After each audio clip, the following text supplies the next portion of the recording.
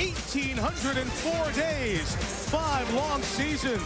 The NBA playoffs say, Houston, hello. The first time ever a postseason game has been played here downtown in the brand new Toyota Center. It's game 3 of the best of 7. The Lakers won the first 2 in Los Angeles. The scene shifts to Texas. Mike Tirico, George Karl, Tom Tolbert, Jim Gray joins us in a minute. First game was close. Second game, Lakers pulled away in half number 2. How does Houston get one at home? Well, we all know what they want to do, and that's establish Yao in the half court. But I really believe against the Laker defense, you want to take some shots in the open court. This is not a team that runs particularly well. They're an aging team. I know Van Gundy's not going to get out. It's not going to be Sacramento or Dallas. Take your shots in the open court. If you have an easy shot, sometimes that may be the best shot you have in that possession. Don't be afraid to let the home crowd get into it and let the energy push you. I think the Lakers have found their defense. The first 2 games, they won because of the defensive end of the court as much as anything else. The other thing is they had Shaq scoring the least points he's ever scored in a playoff game. I think you could have an explosion, a statement. He was here 2.5 hours before the game. First time in Laker history, we think. He is ready. Let's check the Bud Light starting lineup to see how they will match up the typical players that we've seen for these teams most of the year. Rick Fox, Karl Malone, Shaquille O'Neal up front for LA. Jim Jackson, Kelvin Cato, and Yao Ming at the center for Houston. Gary Payton didn't play at all in the 4th quarter. Kobe Bryant in the backcourt against Steve Francis coming off a triple-double, and Cuttino Mobley. 4th man on our team is Jim Gray. Jim. Mike, thank you very much. George just alluded to it. Shaquille O'Neal was here 2.5 hours early. He was practicing his free throws. He is 5 for 17 in this series from the free throw line. He also played some one-on-one with Karl Malone. Every time he has had a subpar game in the playoffs, he's bounced back with a big one. I asked him if that would be the case tonight. He said, absolutely. I guarantee you will not see that type of performance out of me again. Mike? And Jim, the Lakers, of course, in their familiar purple. Houston in the home white. First playoff game in this building. Kobe Bryant takes the first shot and misses. Cuttino Mobley comes away with the rebound. One injury note we should keep an eye on. Slava Medvedenko for the Lakers, banged up. If he is not able to go, it'll be the youngsters Cook and Walton that must be a factor off the bench. Steve Francis passed up the shot, 8 to shoot for Cuttino Mobley. And Kobe swipes it away defensively. Those are the type of shots that I'm talking about, Mike, and not so much that wasn't in the open court, but against these 2 teams, if you have an open shot, you have to pull the trigger. You're not doing anybody any favors by passing up open shots. 6 to shoot. You see the Rockets, who have come back twice in franchise history from down 2-0. Cato keeps it alive and draws the all-important first foul on O'Neal. Shaquille picked up 2 in the first 6 minutes of game 2. And it's good to see the crowd into it. Just nobody boxing out. Shaq was going the wrong way, and Cato just found the rebound. And I had to tell you this. I just got late word. This is unofficial news from the league office that David Stern might invoke the best interest of the game clause and cancel the rest of the Celtic-Pacers series. And just give it to Indiana. There you see the numbers for Kelvin Cato, who's off the mark on the first one. Played just 16 minutes because he picked up 3 first-quarter fouls in game 2 of this series. That was back in Staples Center earlier in the week on Monday. The Lakers winning 98 to 84. So we've had a long layoff in this series. Haven't played in almost 96 hours. Cato 0 for 2 at the line. Gary Payton on the bench all of quarter 4 of the last game, and Karl Malone missed it. O'Neal the rebound, goes right at Yao and draws the foul on Yao. I think that one thing I think should be emphasized, that Houston in the first two games played the Lakers basically even for 7 quarters. They lost the first game by 1 point, and in game 2, up until 2-minute mark, they were only down 3 or 4 points to the Lakers. The Lakers exploded in the 4th quarter, won easily in game 2. Houston has got to find a way, a belief, to beat this basketball team in this first half of this game tonight. One more for Shaq, and notice, guys, where he's standing a little bit back from the edge of the free throw line. And he missed them. Stand a little further back. Missed them both. Get another coach. Shaquille was 4 of 14 free throws in game 1, 1 of 3 in game 2, under 50% for the year. Peter on the tape. So the 7th-year man out of Iowa State gets the first field goal of this 3rd game. I really feel the pick and roll has got to be a bigger part of the Houston Rockets offense. The Lakers have always had some trouble covering pick and roll. Gary Payton inside is blocked by Yao. Still 10 to shoot, plenty of time. Shaquille, who's watched by Cato. That's goaltend as Steve Francis trying to send a message. That's good energy, though. That's a good defensive play, even though it's goaltending. I like the energy of the building, the athleticism. Francis he knows it's goaltending, but he's just into the game. He's excited. That was ridiculous. You just never could do that. Oh, yeah, when it got that low, I could. You mean 6'3", goaltending a man, 7'1", shooting the ball? Yao on Shaq. Got it to go. So important where Yao Ming's able to catch the ball. The Lakers have pushed him out of the paint. Yao's comfort zone is at least 1 foot inside that lane line in the paint. We've got to keep an eye on that when Houston's in the half court offensively. Cato bumped O'Neal. Yao the miss. Yao the rebound, I should say, on the O'Neal miss. I think it should be pointed out that Cato is covering Shaq and Yao is covering Malone. Do you like that? I think it's a smart move to try to keep Yao out of foul trouble. Going. Jim Jackson, usually a sharpshooter, a big miss there. He missed the three that would have won game 1 for the Rockets after O'Neal put back Kobe Bryant's errant three-pointer 6 days ago. Well, if they were going to guard Karl Malone with Yao Ming, that's what can happen right there. And if they're going to do that, I would run pick and rolls with Karl Malone at Yao Ming and make him defend Karl on the outside, which I don't think he's capable of doing. We have a delay of game warning on the Lakers. Next one would result in a technical foul. And Karl really came back and shot the ball well in game 2. After game 1, just, shipped the rim. Steve Francis gives Houston a 2-point lead. Malone was 3 of 14 in game 1, Tom. 7 of 12 from the field in game 2. Oh, too low. Shaq catching and throwing it down on Cato. You can almost tell if he's going to score or not by where he catches the ball. I mean, he catches the ball 2 feet in the paint. You are done. Absolutely done. Just try not to get hurt. Cuttino Mobley, boy, do they need offense from the lefty out of Rhode Island, and he'll get some free throws. Fouled in the act of shooting.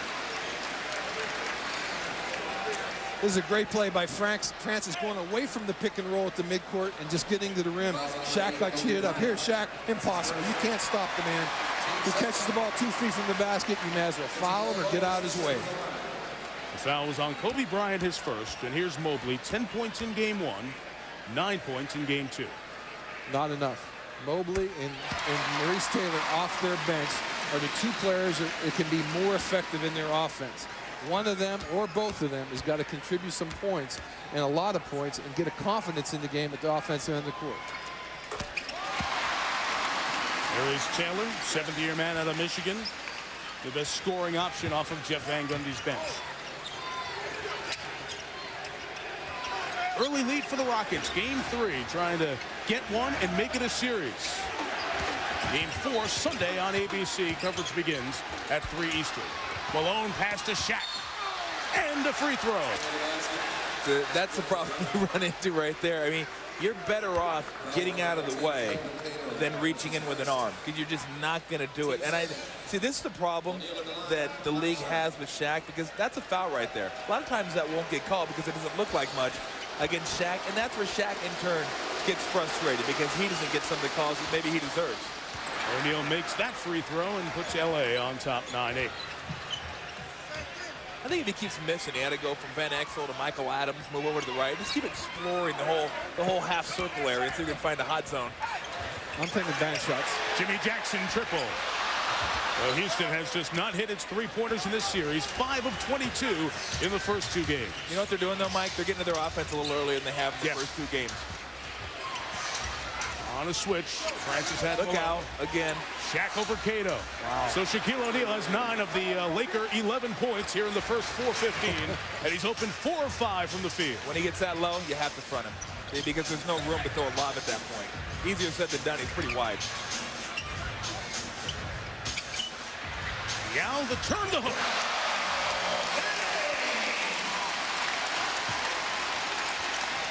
Can you stay with Cato on Shaq? I don't think so. I think right now they're going to have to go to double team or switch you out back on. Again, Karl Malone's left free for a jumper. Now comes down with the rebound, his 3rd here in the first 5 minutes. Bryant shuts off the paint on Mobley. They're good drivers from the side. Mobley and Francis.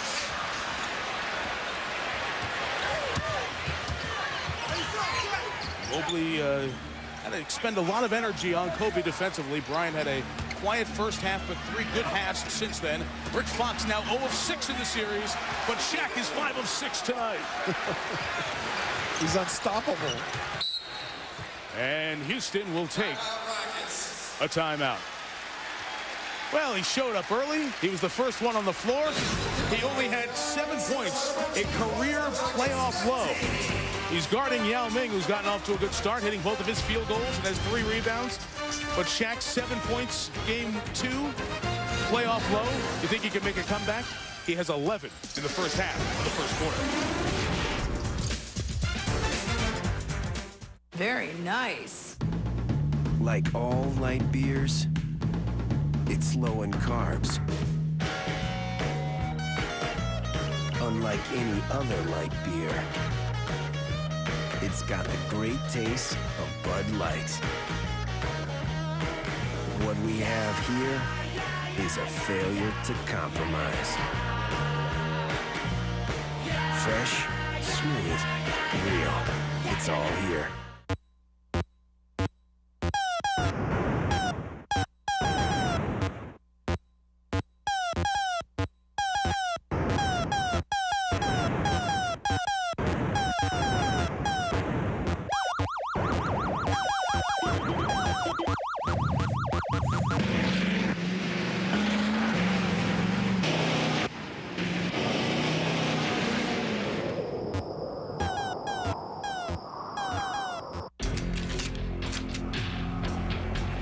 In the world of a professional assassin, there is no place for compassion, no room for hesitation. There is only the target, and no one escapes the hitman. Hitman Contracts. In stores now. Rated M for mature. Why don't you take these out for a spin?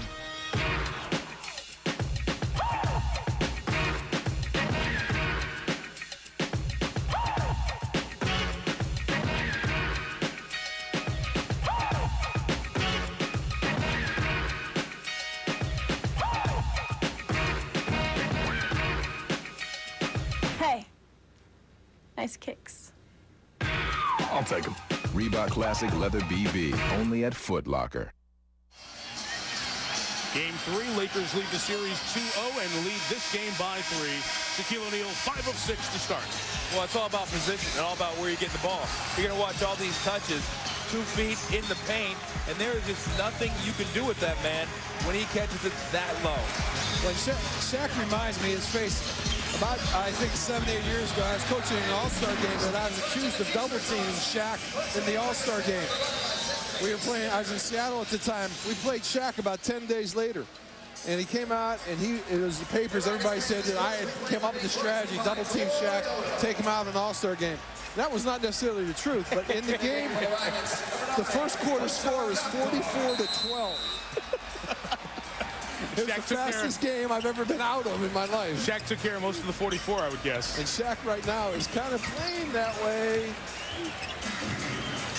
Houston ball. Boston Nakbar is in the game because Jim Jackson was led off the floor with athletic trainer Keith Taylor as Cato puts the follow dunk back in. Second time he's done that here. So Nakbar has played only 7 minutes in this series and averaged only 11 minutes per game. He's been playing half the games this year. He's in the lineup in a huge time here for Houston in game 3.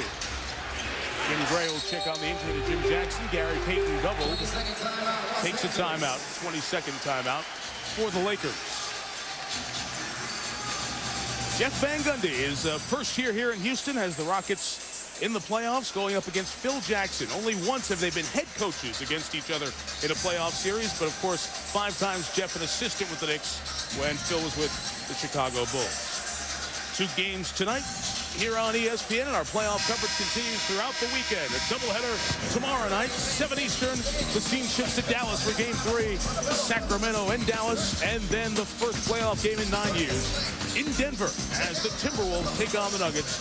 Both road teams looking to go up 3-0. You'll see it on ESPN, home of the Eastern Conference Finals, leading to the finals on ABC. I don't think I've ever quite seen a playoff start out the way this one has, where it's home cooking. The road team, and I would have never thought Milwaukee would have been the first road team to win a game in the playoffs, but it's been pretty amazing. The underdogs just aren't getting it done in the playoffs so far. The higher seeds with the game up in Boston, the first end of our doubleheader. The higher seeds are now 18-1. Malone connects, and the Lakers have a 3-point edge. There you go with the number. Only the 6th seed Milwaukee beating Detroit on Wednesday. Game 3 of that series in Milwaukee is tomorrow afternoon over on TNT. Is that Shaq? Oh, it's a kick. Kick ball. No foul call. Just the reset of the shot clock. You see a crossover right there. Kicked it, then tripped him. Got the foot, got the leg first before the ball. Like a football, a soccer play. We saw Reggie Miller at the end of the first half of game 1 of the Pacers series pick up a technical foul for doing that. Actually, it's game 2 the other night. 7 to shoot. Malone comes out so good on pick and roll defense. Steve Francis, tough shot. Great defense by Gary. Yeah. And that's where you get into trouble trying to get into your offense with under 8 seconds left. It's tough enough to get a good shot.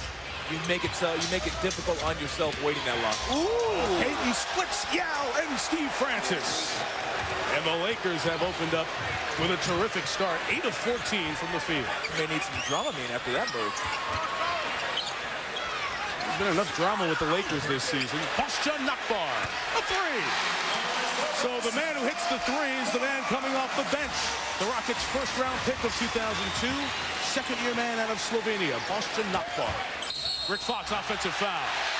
So Nakbar hits the 3 and takes the knockdown. The Houston Rockets has been searching for their 3-point shot in the first 2 games. No one can make one that counted.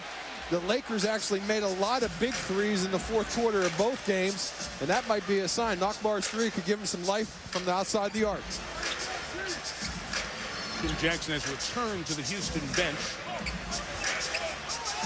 Time 10 to shoot from Mobley. Skip pass to Francis, who tees it and makes it. So Houston, 5 3-pointers in the first 2 games. 2 3-pointers on back-to-back trips here, and the Rockets retake the lead. Will be 0 for 1 thus far. Double it, get him out of their hands, and force the turnover. Francis the push on Payton. Gary circles him away. Nakbar's at the line, near side, calling for it. It's Yao and Carmelo with O'Neal coming to help. Yeah. He can't do anything. I mean, Malone can't do anything with Yao because Yao keeps the ball too high. And when Carl defends the post, he likes to slap down on the ball. And as soon as Yao goes up with a shot, Carl's not going to challenge it. Those are easy buckets down low. 8 in a row for the Rockets. Malone lost it because he was fouled by Nakbar. But in this move, Yao hits the ball in good position, close to the lane, and there's some separation. He separates on the spin, which gives him the freedom to shoot the ball without anybody coming near it. Most of the first 2 games, the Lakers have put lower body pressure on Yao as much as possible, bumping him, pushing him, and when he goes up for a shot, walking underneath him some. Kobe's second shot is his first field goal of the night. Rockets have 20. Wow. It's amazing. In that first game, there was only 1 quarter, the 4th, where Houston scored 20. Tino Mobley. It's a different team we're watching tonight offensively. Well, they're home. They're different. Well, they're getting to their offense early. They're shooting shots confidently early in the shot clock. And there's a rhythm to what they're doing offensively. And there's a balance to it, too. Yao came over for some help. Wave an arm in Bryant's face as he shot it. Inside of 3 minutes now, first quarter. Francis the lob to Nakbar, who got it back. Still fighting for it inside, and the Lakers come away with it, and they call an offensive foul on Carmelo for throwing his elbow.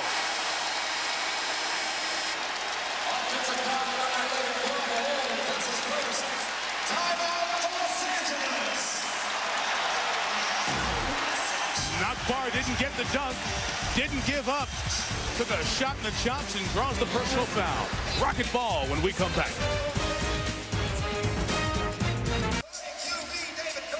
Back here at the Toyota Center, Houston leading Los Angeles 22-19. There is 23-year-old Bosjan Nakbar, the second-year Rocket out of Slovenia, who had played just 5 minutes in this series thus far. His brother, Rega, plays for the University of Houston.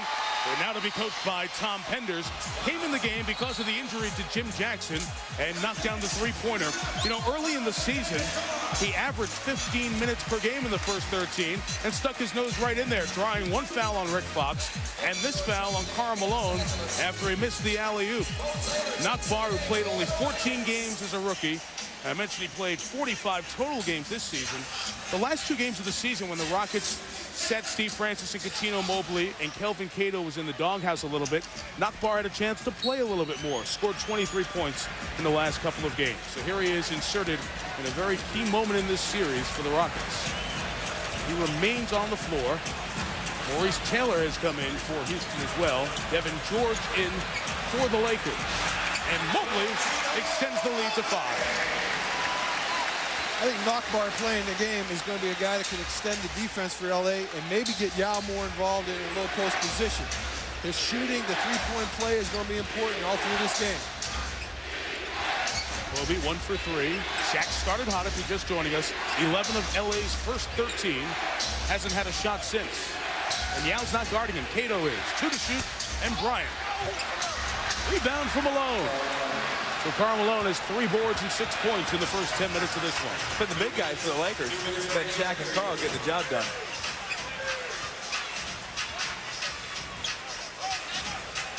Steve Francis coming off the 4th triple-double in Rockets playoff history.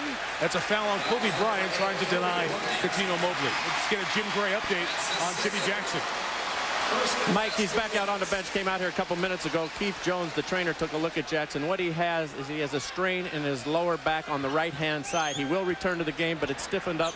They're going to keep an eye on him. It's been bothering him. He did some sprints back behind underneath the corridor, and he will return to the game. Mike? Okay, Jim, 2 fouls on Kobe. Let's see if Mobley goes at him. Malone helped for defense, knocked it off the back stanchion, and that is a loud turnover. What in the world? Wow, look at this thing. Karl Malone comes across. Pow! At the microphone. Didn't you get that microphone over there? That was unbelievable. What I think's interesting is Kobe Bryant's been an all-defensive player, but a lot of teams think they can post him in the low post. And right now, in the last 3 possessions, basically that's what they've done. They've taken Mobley down on the low block and see what he could do against Kobe. Kobe sits with 2. Kareem Rush and Devin George in the game for LA with Peyton O'Neal and Malone. Karl Malone, who has seen plenty of the Houston Rockets during his many playoff trips with the Utah Jazz. It's a hoop there to make it a 1-point game. You don't realize how tough that shot is just watching at home. I mean, he's done it year after year after year. But with a guy right in his face, arm right in his face, he's fading away from 17. Nakbar caused the defense to come out to him, and George picked up the foul.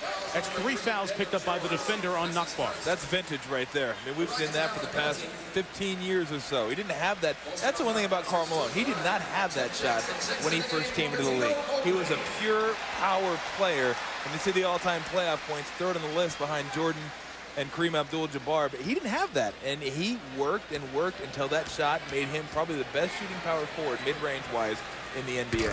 One more free throw coming for Nakbar. Karl Malone for 2nd on the all-time point list behind Kareem Abdul-Jabbar.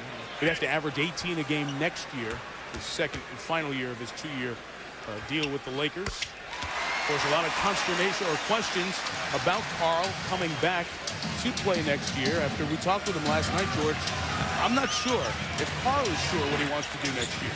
After listening to him last night, I don't think he'd come back, but I really think he wants the record. O'Neal the miss, Francis the rebound, final minute. Caught the ball with 2 feet outside the paint that time. Had to make the move to get inside the paint. The result, a miss. Maurice Taylor. Some of the offensive options that Houston can have for scoring off the bench come from number 2 Taylor. Yao is on the bench here at the back end of the opening quarter. Malone's jump pass almost got trapped up in the air. Steve Francis trying to negotiate it for a turnover, instead 11 to shoot. for LA. Phil Jackson, the all-time playoff winner with 164 wins as a playoff head coach. 164 and 60. Maurice Taylor draws the assignment on Shaq. Payton takes a three. Wanted the foul on Francis. It's out off LA. 12.9 left in the quarter. Well, this is the exact start that Houston wanted. You weather Shaq's storm early on. You trail by 2-3 points. You take the lead. You got good offensive momentum. You got a chance to go up 5 or 6 here at the end of the quarter. Great first quarter by the Houston Rockets. With space to Stevie. Francis tries to end with a three.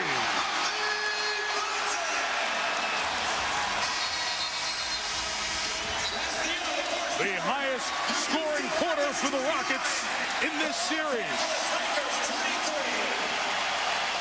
As you would expect in Game 3, down 2-0, the home team comes out with attitude, buoyed by an energetic crowd, seeing their first home playoff game in 5 years. You're watching 20th Century Fox's presentation of ESPN's Play Like There's No Tomorrow. Quarter 2 of Game 3 here in Houston. Yao Ming and the Rockets with the lead, 29-23. With Tom Tolbert, George Karl, and Jim Gray, Mike Tirico. Glad you are on hand here in Houston. The headlines from quarter 1. Shaq was 5 of 7 from the field as the Lakers shot over 50%. The Rockets hit 3 of 4 threes in their 58% from the field. Only player with more than 1 foul, Kobe Bryant with 2. Derek Fisher in the game for LA, as well as Bryant back in, along with Kareem Rush, Luke Walton, and Karl Malone. Jimmy Jackson back in. Went out with a back injury in the first quarter. And there is Walton on the rebound. Didn't make that shot, but I like that matchup for Houston.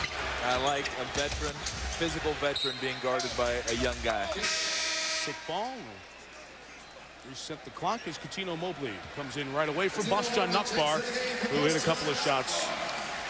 They got a good 6-7 minutes out of Nakbar there. He got 5 points. I think he played about 8 minutes. Got some energy in the game. Those wild cards off your bench are always important. I think right now Walton playing instead of Medvedenko. You got him in the game instead of Cook. I think both of them could play tonight at the 4 position. Yep, Slava Medvedenko not in uniform. He's out with an injury. Karl Malone rims it out. And a rebound for Mobley. Rebounds 11-10 LA to this point. They left Mobley free. And Kobe gets the board. Shaquille O'Neal and Yao Ming on the bench. Nice. Second, Bryant cuts. He'll get some free throws as Maurice Taylor came over to commit his first. What a great pass. And that's an example of not passing at someone, but passing to a spot and letting them go get it. Watch where he drops it. He knows where Kobe's going to be. He leads him, lets Kobe go get the ball, and then he gathers and lays it up, gets fouled, and gets a trip to the free throw line. One more coming for Kobe. You can log on to NBA.com, play Virtual GM Playoff Edition, pick your fantasy dream team, and try to beat Bill Walton's score to be eligible for great prizes. Virtual GM Playoff Edition, only on NBA.com. How can you not beat that score? Yao back in off the bench. Have you logged on yet? My computer reeks, man. Don't get me started on that. This computer is awful. Yeah. So Yao comes back in after Kobe got right to the rim, driving the lane. And as soon as he comes in, Shaq returns as well. You know, guys, the talk of Shaq Yao. This would be Shaq now, let's see, 9. 2 from last year regular season, 4 from the regular season this year, 3 meetings here. In a playoff series, it's obviously not the focus. It may sell it from a television standpoint nationally because you have 2 of the biggest men in the league, but it's so much more involved when you get to the playoffs with all the adjustments and key matchups. What I like about it is when big guys face off against each other, they're usually in the same spot and they guard each other. Sometimes with guards, that doesn't come to fruition. But big guys, when they square off, it's always fun to watch it because you always know where they're going to be. Jackson missed that 3. Lakers a chance to get it to 2 or 1. Jim Jackson draws Kobe defensively here. The bench was so good for LA in Game 2, but how will the young bench play on the road? Jackson, too much touch on Bryant. But Tom, isn't the Yao and Shaq in the addition period really? It's something 2 years from now. It could be one of the all-time great matchups. I mean, but Yao is just too young. He's too inexperienced. He's a good player, a very tough player, but he's not a dominant player. He's not a winner in playoff basketball yet. I don't know where they're going to cross, because once Yao gets a little older, mature, you know, Shaq's going to be maybe a little older and past his prime. Shaq is 32, Yao is 23, and then there's Rush for 3. This guy's been unbelievable. Unbelievable. For a young player to come in the game and knock down the jumpers he's knocked down has been really big for LA. 5 of 7 shooting threes for Rush here in the series. First three-point bang for the Lakers tonight. Walton guarding Taylor. Try to bank it off the window, and he'll get some free throws. Well, he's been hitting some. This is a guy that coming out of Missouri can stroke it. He can flat out stroke it. A young guy sometimes gets lost out there, but on offense, if he can tee it up and spot up, and right now, you know how important the first couple of games were as far as confidence goes? If you're a young guy, you miss a couple of shots in the playoffs, you start thinking, should I be shooting this ball? Should I get it to Kobe or Shaq? But when you make them, you have confidence and you keep stroking it.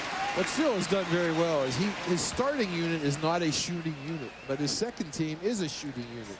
And it's very difficult for players to focus in on the change, when the change happens. And I think that's what Houston has done poorly, is they have not recognized the shooting unit when it's been on the basketball court. The 2 free throws made by Taylor, who's making his first playoff appearance here in 2004. Like Steve Francis and Yao Ming, very little playoff experience on this Rocket roster. Luke Walton forces his way inside. Here comes Francis. Secondary break, Mobley. Ryan stayed home defensively. There's Yao, catches in the paint, twists it back out to Taylor. And it's a Mobley 3. It's off Derek Fisher, Houston ball. Tim Gray. Hey, Mike, you guys are talking about Yao and Shaq, and I talked to Shaq, interviewed him a couple of days ago. He said to him, Yao Ming is George Mirasan strong. He said George Mirasan was the strongest guy he played against, but he has skills and he can really play. He said, this guy can give me a physical pounding. He said, he is unbelievable how strong Yao is, and he really likes his game. Yao set the screen there, Jim. Steve Francis hit the 3. You get the sense in talking to both players over the 9 meetings between them. I've done 3 of them. There's a great deal of respect for each individual between Shaq and Yao. Timeout taken by the Lakers. Houston, which had hit only 5 3-pointers in the first 2 games, has 4 in the first 15 minutes. Hey, you're playing a very talented team. Need to hit some from behind the arc.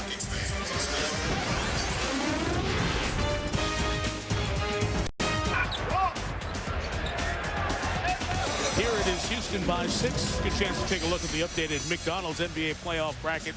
Here in the West, you see the higher seed, 9-0.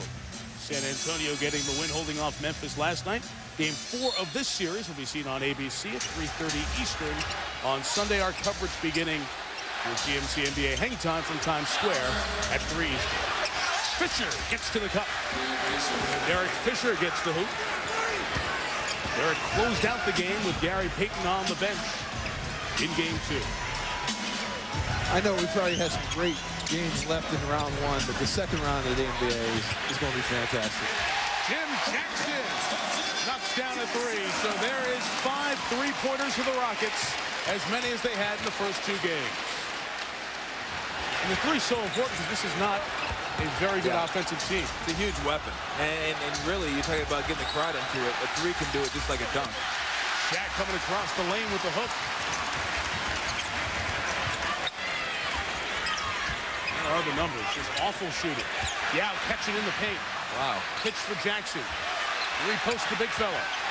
Kobe came down and knocked it away. It's a foul on Steve Francis, who just took out Derek Fisher. I'm surprised Yao didn't turn around and shoot that first one. I mean, he had great position, and he kicked it out. And that's what you want. You want your big guy to have the ball 5 feet away from the bucket and turn around and get a jump shot.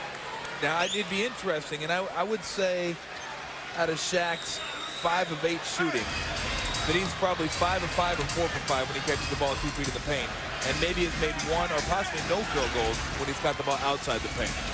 Double on Kobe, leaves Walton free. Gets inside between Francis and Yao. Good move, beating the smaller guy off the dribble, taking the hit from the bigger guy, maintaining body control, and making the bucket. I think the Lakers right now have lost Shaq a little bit. And Francis off balance when he went up. Derek Fisher got up underneath. And the foul was called by Mike Callahan, who works the game tonight with James Capers and Eddie F. Rush. I think in the first 6 minutes of the game, Shaq was incredibly into the game, involved, intense, and dunking everything. And he kind of faded away from it. I think it'd be very important, I think, in the next 6 minutes, 7 minutes of this half, that Shaq gets a few more touches, a little more involved. It's been interesting that throughout the year, and especially in this series, is you can't get Kobe and Shaq together. You usually get one or the other. And they've had trouble getting both of them as involved in having the big game that they can have and carry a basketball team. Kareem Rush, goes to the bench, and Gary Payton comes back in. So Payton and Fisher will play the backcourt together. Francis knocks down both. The Rockets are 8 of 10 from the line thus far tonight. Houston team that got to the line just 16 times total in game one. Payton came in, got a shot, didn't finish.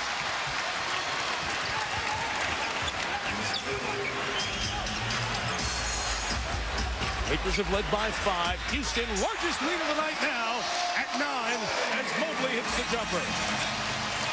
Guys, they have 21 of the 41 from Francis and Mobley.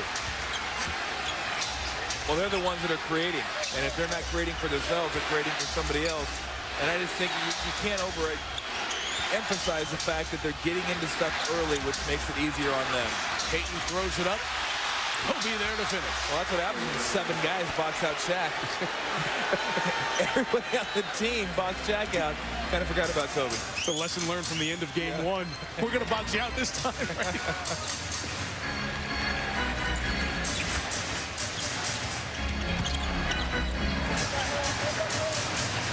Francis. Bad shot. Bad selection. Payton on the run out. Stevie got it after it hit the glass. It's goaltending. Compounds it with a bad retreat in defense. Yeah, you're right. That's one of the things. When you see the goaltending, once it hits the glass, you got to leave it alone. Knocked it in anyway. You make your move. You make your move, you go up with your shot. But you don't make your move, the guy sticks with you. Then remake your move and keep dribbling, and then shoot it. Well, Francis had 5 years where he was the man. He was the offense was centered around him, and that was allowed. But their offense was very down to exchange.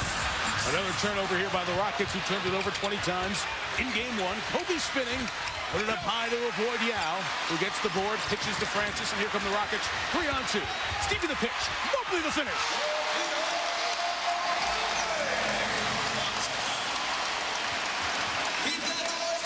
Touch for the big fella coming.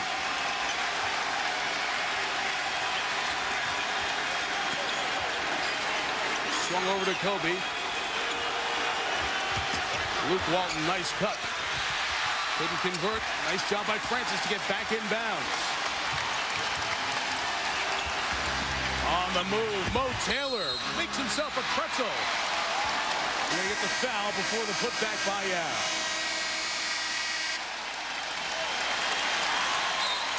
The Houston Rockets with a very good effort here to start in a must-win if they want to make this a long series.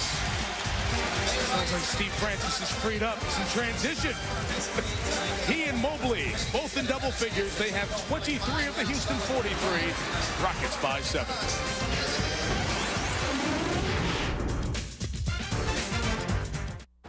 Hey, yo, Thirst, let me get a Sprite. You're watching the 2004 NBA playoffs on ESPN.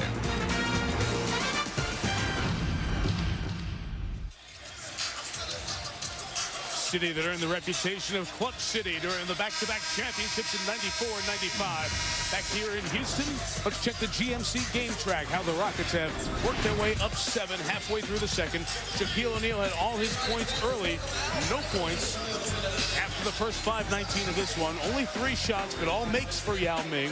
Neither one of the big men in foul trouble. The three-point line, Tom, the story. Houston as many as they had in the first 2 games. Well, it opens up a lot of things. You can hit the three-pointer. You can stretch the defense a little bit, makes the creases bigger, makes the passing lanes a little bit bigger, and makes your offense a little easier to run. But, I mean, the Lakers have been known throughout the last couple of years that you can beat them on pick and rolls, you can beat them in transition, and you can suck in their defense and get three-point shots. And I think right now that's the formula right now that Houston is kind of leaning on. They have Yao down there. They're giving them some touches, but the transition has been, the tempo has been faster than the first two games. They've knocked down the three, and their predominant offense has been the pick and roll. One free throw for Maurice Taylor. Mark Jackson, the 17-year veteran.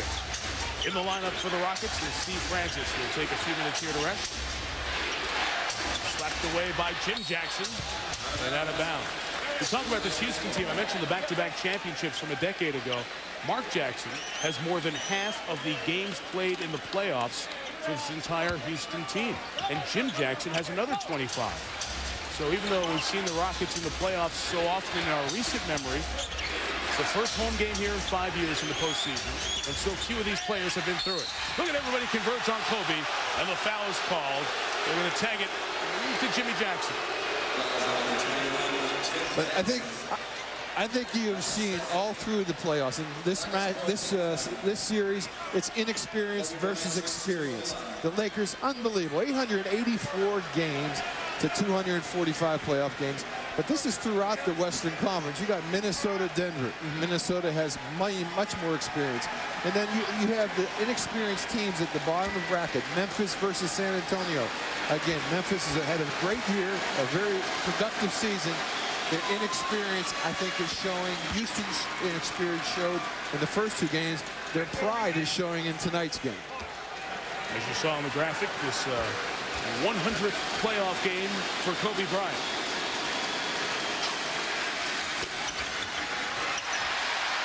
Jim Jackson gets the rebound. That's 100 playoff games for Kobe. Here now in his 8th season. And Karl Malone, who's been to the playoffs all the way through his great 19-year career, only 75 more games. It's all those deep trips into the playoffs for these Lakers. Well, Kobe could end up around 300 by the time he calls it quits. Mobley, who played in the last Rockets playoff series when they were eliminated by the Lakers in the opening round in 1999. He's 5 of 8 from the field, Coutinho, here in the first half. They continue to double Bryant. It's up to somebody else to make a shot. It's Rick Fox, still without a field goal in this series. Knocked out of bounds by Karl Malone. No confidence. He's having an offer. Yeah, I don't think Rick Fox feels like he can make plays when he has the ball. And I don't know if he's had the time coming off the injury to really fully acclimate himself and get back in playing shape. And you see it right now. I mean, he has a lot of open shots that he passes up because I don't think he feels confident that he can make a play right now. He did play 38 games. Remember, he injured the tendon in his left foot in the opening round series last year against Minnesota. Rockets turn it over here. LA tries to cut into the largest lead of the night at 9. And the Lakers turn it over as Bryant got trapped in the air.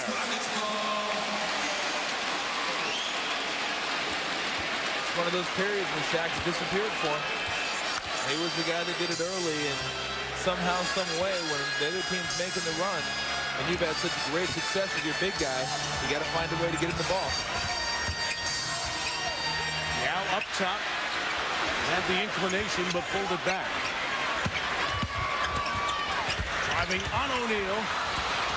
Taylor lost it. It was Kobe in transition. Third field goal for Bryant. He has 9. The Lakers are led by O'Neal's 11. Francis, who's on the bench with 13, and Mobley with 12. And I think we'll see Steve coming up after this Houston timeout. Kobe Bryant, who carried the Lakers in Game 2 with 36 points, getting to the free throw line 17 times, knocks down that hoop to cut the lead to 7.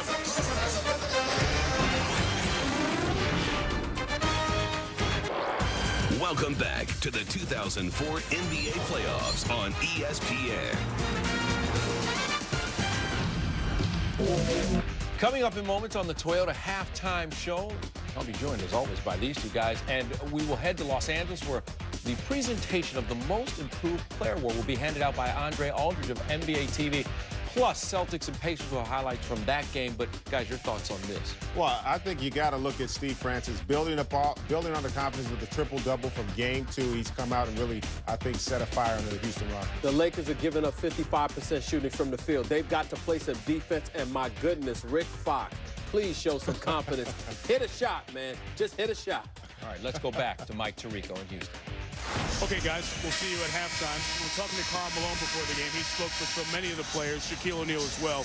I think all athletes and sports fans were saddened and emotionally touched by the news of the death of Pat Tillman, the football player from the Arizona Cardinals, who, as many of you know, was an Army Ranger, the Special Forces, and was killed in action in Afghanistan. And word coming back to the U.S. today.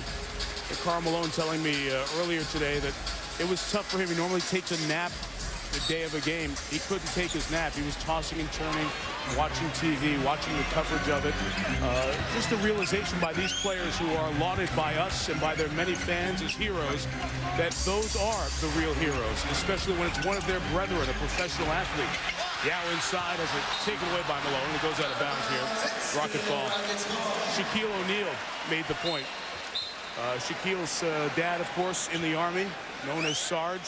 And Shaq telling me before the game back in the Lakers locker room, the Army tie is one thing, but the hero tie to all the men and women in our armed forces and the policemen and the firemen. Shaq said it would be great if we could have trading cards for those people in our sports trading cards. And I just wanted to pass along from Shaq and Karl Malone and many of the players who we talked to, their thoughts and prayers to the Tillman family. That's Karl Malone's shoe with a sticker remembering the prisoners of war and those missing in action. It was something that was very close to Karl's mom, who passed away, as you might remember, last year. And Karl put that on his sneakers at the start of this season. His thoughts, like many, with the Tillman family. Jim? Mike, just to add to that, an email was sent to Karl Malone from someone who was born in Salt Lake City, who's following Karl in Iraq. The only reason he's following him because he wants to see if Karl wins his championship. Karl responded by telling him that he loved the man and everything that everybody was doing over there on all of our behalf. Mike? These guys do understand that they're sports heroes, but they are not real heroes. And I think one thing that people should know about Pat Tillman, too, is this guy turned down a big contract from the Arizona Cardinals, over $3 million to make $18,000 a year as an Army Ranger, and he didn't do any interviews. He didn't do it for the purposes of drawing publicity to himself. He was affected by the events of 9/11, as many of us were, and he felt like he wanted to support his country, represent his country, and go over there and just be somebody that was doing that with the Army Rangers. There's a clock problem here. That's why the delay. Shot clock at 8, properly reset. And Jim Jackson hits a 3 to give Houston its largest lead of the night at 10. 49-39. As we get back into the game, just a tip of the hat to the NBA as well. Both here in the Toyota Center and in Boston tonight, a moment of silence before the game to honor the memory of Pat Tillman. Kobe went up and got his own miss. And it's an 8-point game here with 3 minutes left. What do you watch for here, Coach, in the last 3 minutes of this half? I would really think the Lakers would try to get Shaq back into their offense, and I think Houston is kind of playing well enough that they could blow it open a little bit more. Yao spinning, losing, hitting the deck, but a free 3 for Francis, who comes in to tee up Taylor. Foul on O'Neal. That will be Shaquille's second personal. He and Kobe have 2. Twice this year when Houston beat the LA Lakers, they scored a lot of points. Van Gundy this morning, when we talked to him, was talking about the offense as much as he loves talking about defense most of the time, but he was talking about offense, that the tempo had to be a little bit better, that they had to get some more play out of Taylor and Mobley. And it was just in Francis to continue the triple-double he had in game 2 to come out tonight and play another spectacular game. He's getting a lot of good performances on the court. I actually think the game is teetering on Houston taking it a little deeper into double digits. And I think LA is going to have to settle down and study what they did in the first half at halftime and come out with maybe a little more solid plan in the second half. Taylor 1 of 2. Houston leads by 9. Jeff Van Gundy's team scored 99 on Christmas night on ABC, the win in LA, and then 102 here as they beat the Lakers by 15 in February. Payton over Francis. And the rebound for Houston. Where's Shaq? Give him a touch. Still 1 shot here in the quarter. Kobe came across with a steal. He has 2 fouls. Has to be careful not to get 3. Yeah, a devastating knockdown on Payton, but Francis falls. And we have a kicking foul on Shaq, I believe. If it is, it's his 3rd. It is. 3 on O'Neal.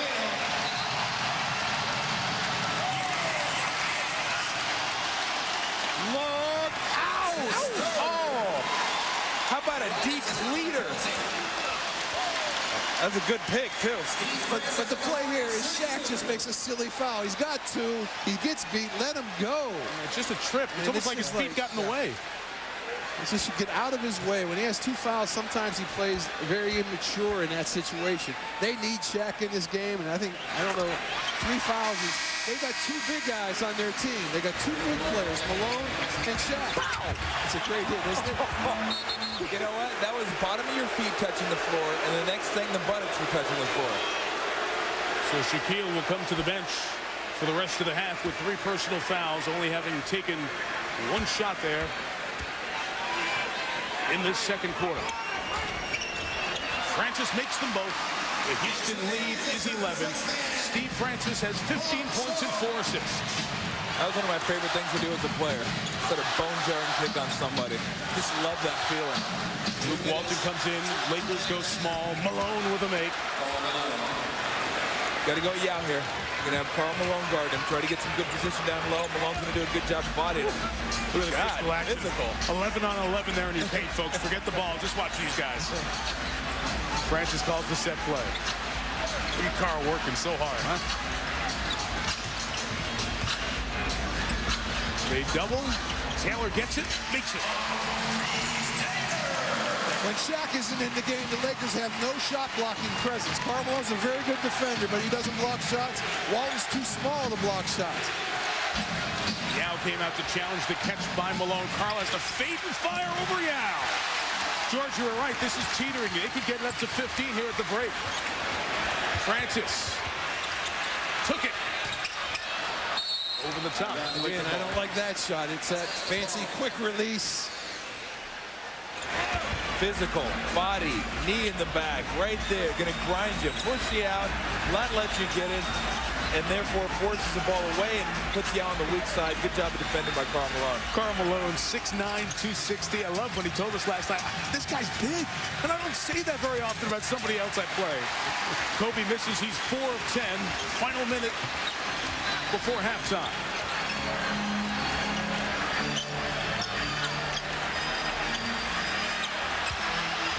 Yao. 4 of 4 from the field, 8 points, 4 rebounds. They got to take the ball inside to Kobe here. Here he is, spinning on Mobley. Yao able to come over and help a little bit. Yao's been asked to be involved defensively more on Bryant in this series. Walton an air ball, shot clock off, and the fans come to their feet. Here in the Toyota Center, first time they've had a chance to enjoy the playoffs here in 5 years.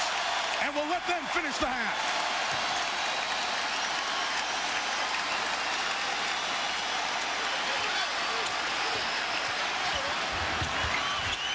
Jim Jackson, a 3.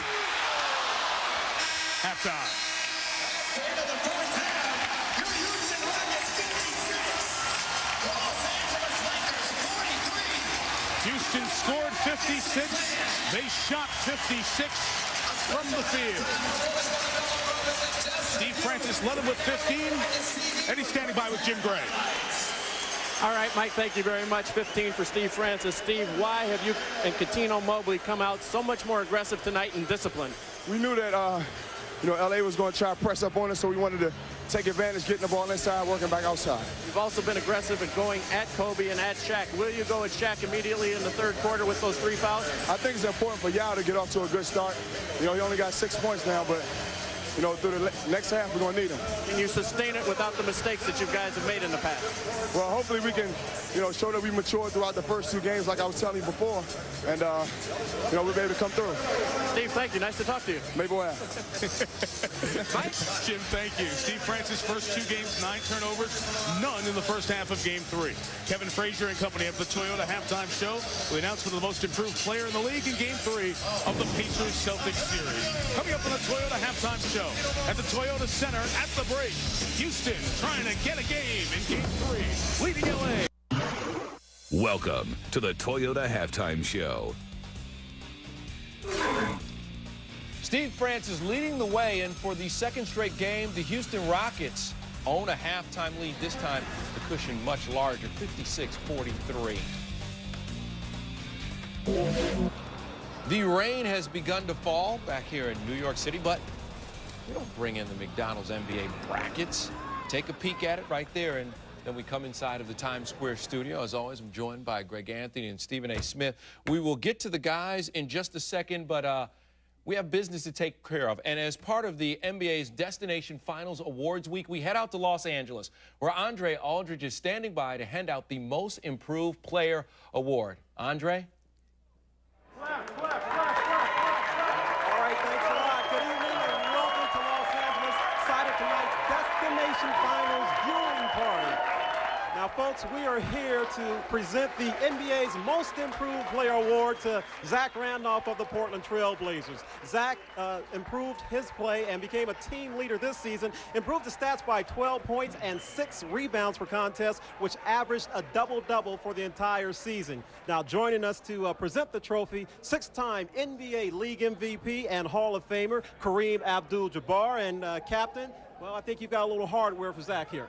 Yes, let me give this, wearing my fingerprints out over here. So let me give it to a man who deserves it. I want to say congratulations, Zach. Zach, you upped your production this season. You can go ahead and hold it up. I think they like to see that, huh? You improved your production this season. 20 points, 10.5 rebounds, and 2 assists. A big improvement over the previous season. What do you say the key to that was? Just all the hard work I put in over the summer, the coaches giving me a chance to play, the organization, my family, God, everybody, you know, just sticking with me, and just me putting all that hard work in, and it's just a stepping stone. So just want to continue to work hard and get better. Captain, what do you think about Zach's improvement this season? Well, I think one thing that we should talk about is why he made this improvement. And it has everything to do with humility. Unless you have the humility to understand that you need to improve, you're not going to go out there and do that hard work that Zach just mentioned. But he took the time, he took his summer off and made sure that he made the steps that he had to make to improve. And that's why he's picked up this little piece of hardware here. All right. Thanks a lot, Kareem, and congratulations again, Zach Randolph, the NBA's 2004 Most Improved Player of the Year. Andre, Zach, Kareem, thank you very much. Hey, by the way, Sunday, at the half of the Lakers-Rockets game on ABC, we will announce the first, second, and third All-NBA teams, and you can only find it on NBC during the halftime of that game. All right, let's fast break through the other game of the night. You know, Jermaine O'Neal won the Most Improved Player in 2002. Boston, Indiana, Al Harrington. It was just the bench for Indiana that was dominant. That's what separates them from so many other teams. You got Al Harrington and Jonathan Bender providing that 1-2 punch off the bench.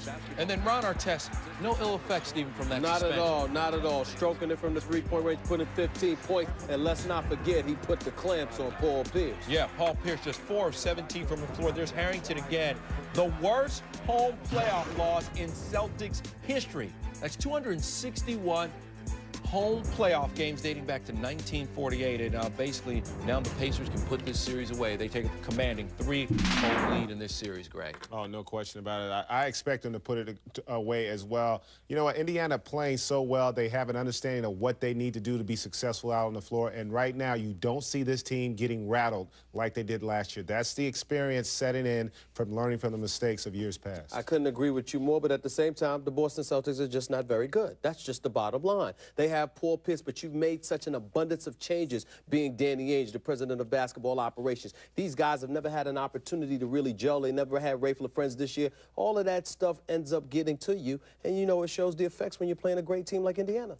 Yeah, meanwhile, congratulations once again to Zach Randolph, who was named the Most Improved Player, and Maurice Cheeks raved about how hard he worked to improve his game. So it's good to see the young fella doing well. Meanwhile, we have a lot more to talk about. Shaquille O'Neal, 11 points in the first 6 minutes, not a point since. They'll need more production if the Lakers want to get back in it.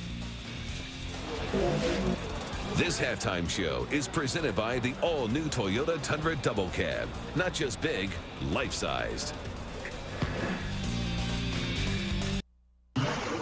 Welcome back to the Toyota Halftime Show. Welcome back to Times Square. The Houston Rockets trying to battle their way back into this series against the Lakers. And one of the keys, Yao Ming and his aggression. Yao over Karl Malone. And you heard Steve Francis say they want to get Yao started quickly in the second half. Welcome back inside our Times Square studio. Let's take a peek at tomorrow's slate of NBA games on ESPN, and we'll be around for them. Kings and Mavericks, that series shifts to Dallas, where the Mavericks are an NBA best 36-5 at home during the regular season, and then we finish up with the Timberwolves and Nuggets. Kevin Garnett coming off that monster game. We're at 20-22-10. And before you watch the basketball, check out the NFL Draft presented by Coors Light. What will happen with Eli Manning? Will he go to the Chargers? I guess we'll have to tune in and see. A lot of folks were, and tune in to the draft. And sticking with football news in a sense, if you heard Mike mention a little bit earlier, former Arizona Cardinals safety Pat Tillman, a man who walked away from a multi-million-dollar contract to defend his country, was killed Thursday in a firefight in Afghanistan. The White House called Tillman, quote, an inspiration both on and off the football field. Pat Tillman, an American hero, dead at the age of 27.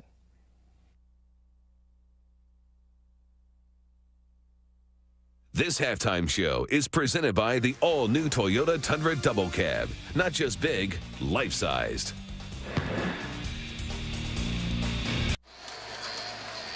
Back here at the Toyota Center in Houston, half number 2.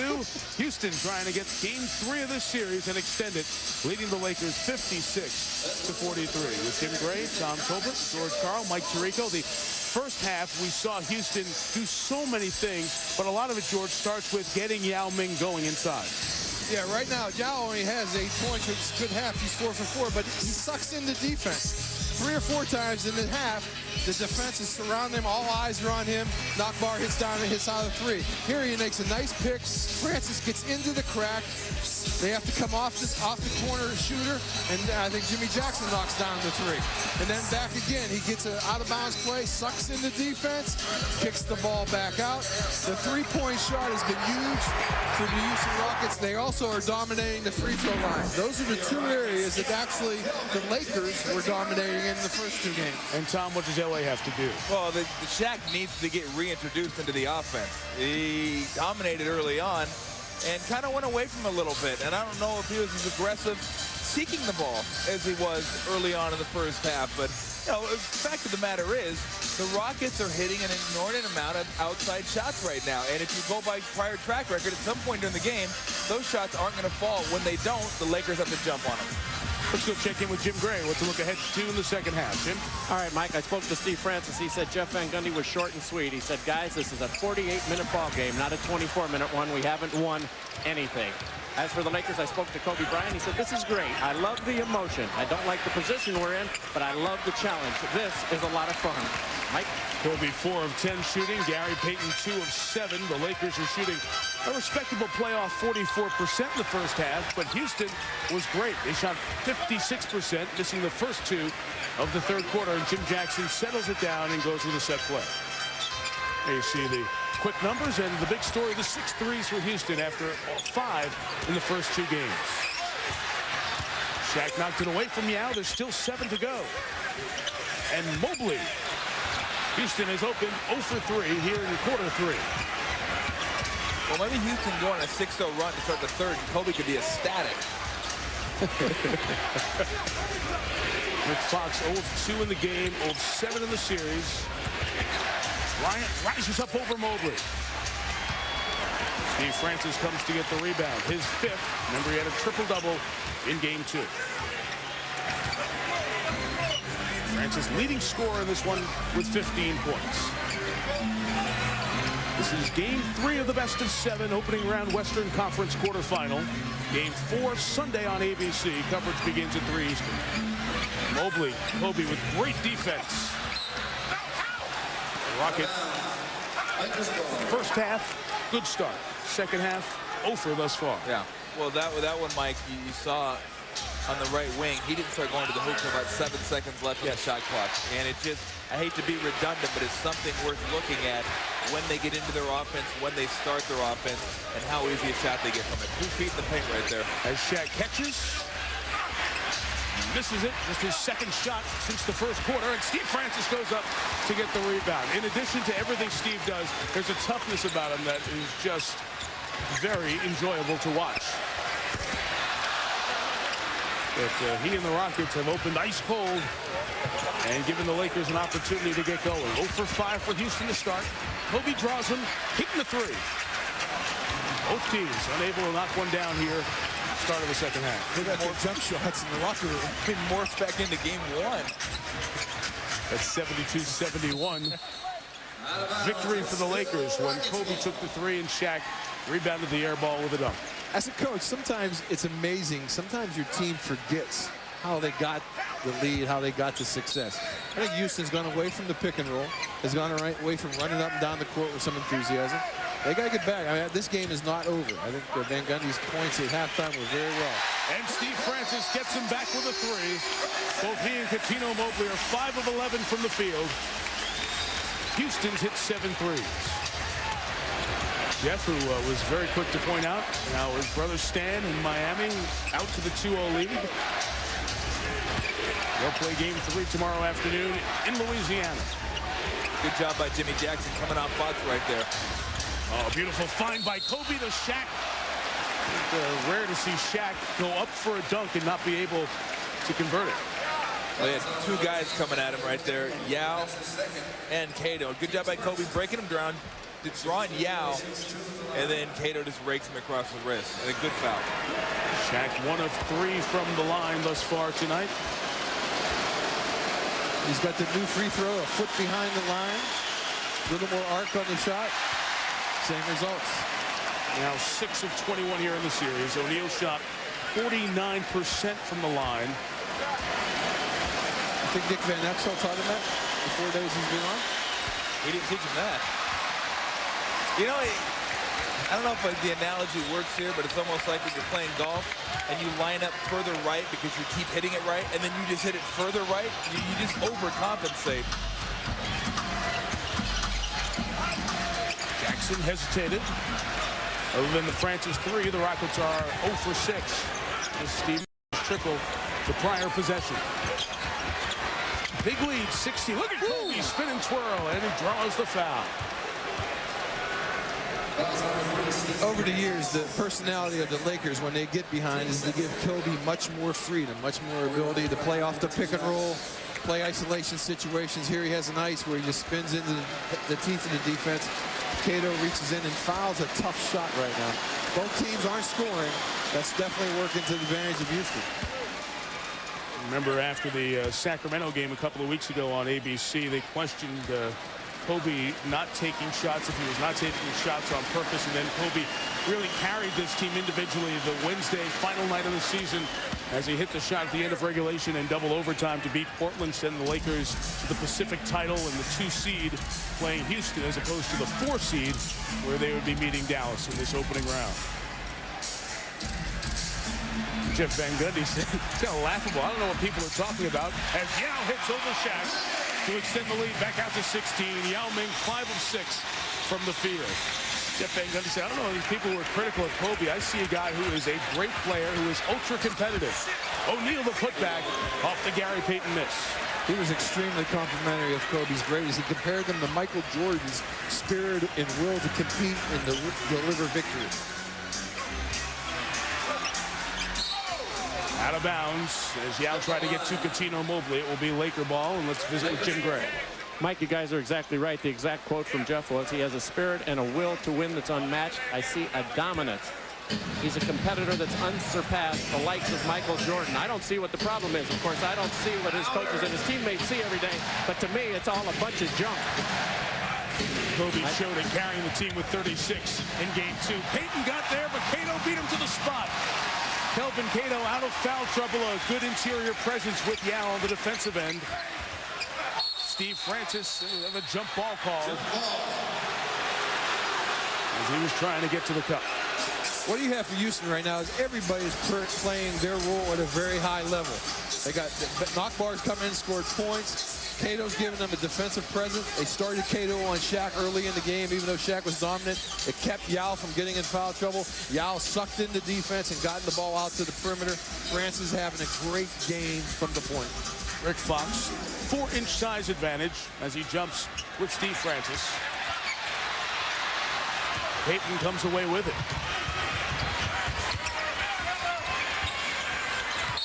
deflected out of bounds. Boy, Gary Payton's so important here in this third quarter. He's 2 of 10 shooting. He has certainly been unhappy. I mentioned before, he sat on the bench the whole fourth quarter. He had 6 points in game 2. And George, we watched the game this afternoon. They were all in the first quarter. Yeah, he got all his points in the first quarter. After the game, he was very angry, had some words with Mitch Kupchak after the game. But in a lot of ways, his competitive nature is stimulated by his anger. I had him in Seattle. A lot of nights he was angry, and he used it to stimulate himself to get involved in a basketball game. Yao, one-on-one with Shaq, goes to the hook, missed it, and here comes Payton as the Lakers will try to get it down to 10 or 9. Houston not letting LA get anything easy in transition tonight. Oh, O'Neal knocks down Cato, throws it down, and the Rockets are going to take a timeout here as the Lakers have taken a 16-point lead down to 10. Cato's got to watch Devos. You got to throw the head back more. Throw the head back and yell when you get that call. Shaquille O'Neal's third dunk.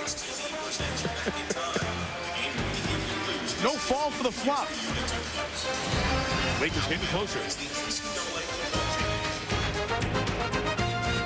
This copyrighted telecast of the National Basketball Association may not be retransmitted, reproduced, rebroadcast, or otherwise distributed or used in any form without the express written consent of the NBA.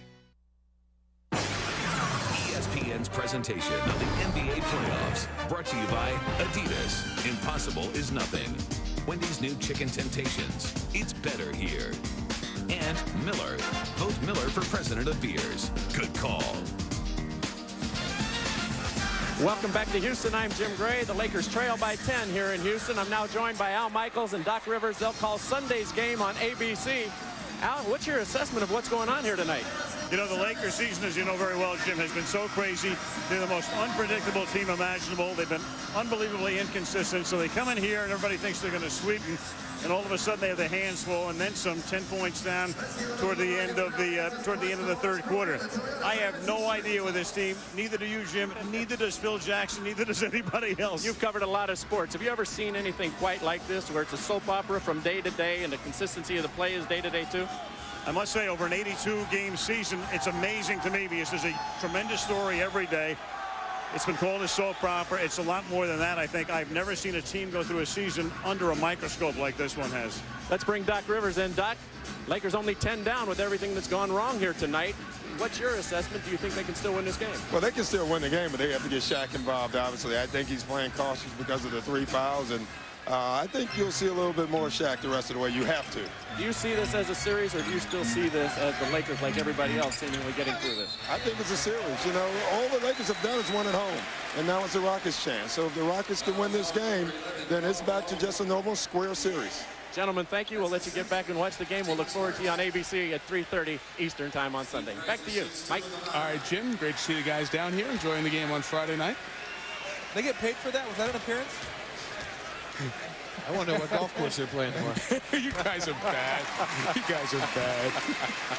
Well, there We didn't get to play golf. Start time will be in Times Square for GMC NBA Hang Time as our coverage begins at 3 Eastern. On TNT tomorrow, it's Game 3 as the scene shifts to New Orleans and Milwaukee. The Heat trying to go up 3-0. The winner of the Detroit-Milwaukee game will have a 2-1 edge in that best-of-7 Eastern Conference quarterfinal. 1 of 2 at the line. The foul was on Karl Malone, his second. Halfway through the third, Houston leads by 11. They've led by as many as 16. That's what Doc talked about. Shaq going right at it. But the difference is the guy's so big, and Yao, who was tripped up by his teammate Kelvin Cato, makes it so much tougher for O'Neal inside. Mobley with the miss, and the Rockets have gone ice cold here in the third. There's only the Rockets can do. And the Rockets, you knew at some point during the game this was going to happen. Rarely will they catch fire and stay on fire for 48. Kobe Bryant gets it to single digits, a 9-point Houston lead. Remember, it was 56-43 after 3. It was deflected, so Jim Jackson could have come into the backcourt to get it.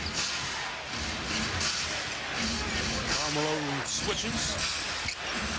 Catch by Yao, but you see O'Neal forced him away from the basket. Francis got up high, but Kobe takes the board away. And now Houston's 2 of 12 in the quarter is going to start to affect them. You get the feeling in just watching this quarter, the Lakers have read with the defense, but the Rockets have kind of pulled their horns back in a little bit. Ayton up top, hits a three.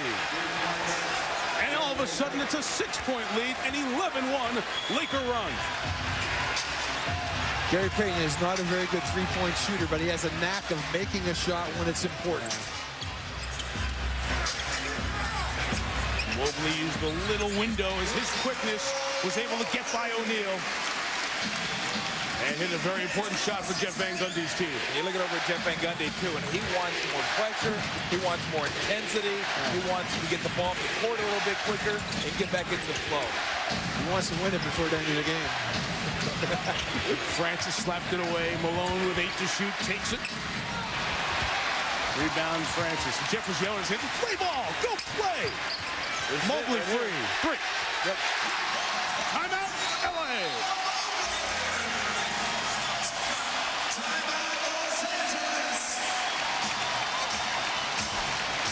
Houston having a very poor quarter. The Lakers climb close and bang bang, a 2, and then the 8th 3 of the night for the Rockets. Coutinho Mobley hits it. Exhale in Houston. Your Rockets are back up 11. Tonight on SportsCenter, did A-Rod continue his Fenway flop in New York? Chargers on the clock as Eli Stiller Manning, a tribute to a man who gave up football, gave his life for his country. SportsCenter after the game on ESPN. This is the 2004 NBA Playoffs on ESPN.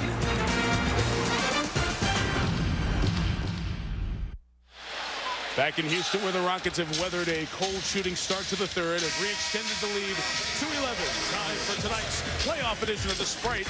Mad Skills! Oh, look at that move right there. It's been Mobley and Francis, 36 to the Rockets, 67. And tonight, just got to let their basketball instincts take over. Taking it, penetrating, getting to the rack, just playing basketball. Getting their offense a little earlier. Nice pass right there by Mobley to Francis, seeing up to 3. That didn't really work out that well, to be honest with you, but it was your Sprite Man skills. 5 threes for these two, 8 threes for the Rockets as a team. The Rockets have outscored LA by 18 from behind the arc tonight. A huge reason they're up 11, Coach. I just really think right now Francis and Mobley's play, just playing basketball, just creating the game by pushing it up the floor, penetrating in the cracks, going to the offensive board, playing in transition, has given the confidence back to the Houston Rockets. There you see the number. What a stark difference. And again, it's a Rocket team that needs it. Payton trying to post up on Francis. Steve not afraid to be physical with Gary. To Malone. How many times has he made that shot in his life? And I think also, while we're on the subject and we're giving kudos to Francis and Mobley for their offense, Mobley's done a nice job on Kobe tonight, too. He's done a nice job staying in front of him. And while Kobe, has 12 or 15 points, it's still in the third, he's made him work for everything. Steve split the double team, got kicked in the head. Malone is down and shaken up behind the play. This is a 3-on-4 for the Lakers. Now Shaq joins the play. The rebound taken by Kelvin Cato. Malone is hobbling, and Payton takes it away on the offensive end.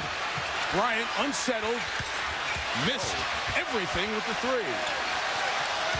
Francis back in there. Carl is still hobbling. He's got Yao defensively. And Jim Jackson gets it back to 11. Remember, as Karl Malone tries to go through the pain here, no Slava Medvedenko for LA. He is not in uniform tonight, so LA is thin with their big men. They only have one big guy. If Carl can't play, it's Shaq. That's it.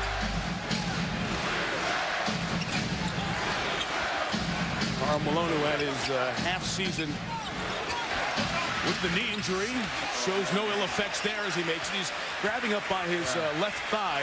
Of course, in the end of the regular season, the first quarter of the finale up in Portland, he turned that right ankle, but was able to come back for game 1 of the playoffs last Saturday.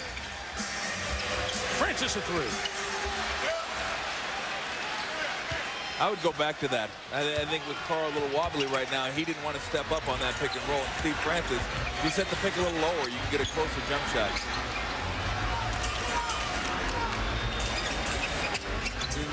Good spin by Payton. And the foul is called on Steve, who had a hand on the hip of Gary Payton as he made the spin. You can see the penetration right there. Malone kind of trips him up. And it looks like the knee and head collide is what happened. Francis' head and Malone's knee. If you can see it right here, trips him up, gets hit, and watch his head as he falls back right to the side of his right knee, it looks like. It's close. That was close to being a serious injury right there.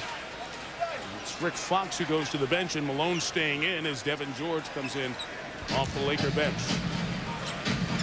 A physical specimen at age 40, Karl Malone. Just chiseled and cut as any athlete you see at this age with this much mileage on him. O'Neal inside draws the foul, so LA trying to be more aggressive here.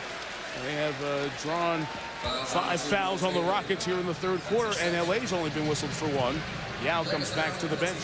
10 points and 7 boards. As Shaq goes to the line, 1 of 5 tonight. Here's Jim. Mike, you and George were talking about the relationship and the words that were exchanged between Mitch Kupchak and Gary Payton. Actually, it was Gary Payton who had all the words, and Mitch Kupchak just listened at the end of the game the other day. Basically, what he said is he didn't come here not to play, and he wanted to play. Mitch Kupchak, who was here tonight, we asked him if we would talk about this. He said no, he didn't want to comment on it, that he felt it was a personal, private conversation between the two of them, and he didn't want to get into a private conversation of his players and make it public. Mike? Shaq 1 of 7 from the line. That's out of bounds off the Lakers. Well, I mean, just add to everything. And Al and Doc were referring to the soap opera. Shaq and Phil in the preseason when we were out in Las Vegas. That was the story. Shaq and Kobe's oft-times chilly relations. Karl Malone's knee, Shaquille's calf injury, Kobe's shoulder, his finger, the legal proceedings. Payton unhappy with his minutes. Phil Jackson's contract talk. Dr. Buss saying Kobe can have a max deal. Jim Jackson hitting threes. The Lakers have had to weather everything this year. Still they lead 2-0 in the series, but Houston is 13 minutes away from making this a long series, perhaps. They've done a good job of doubling Kobe, and he's forced to take a timeout. Timeout, Los Angeles.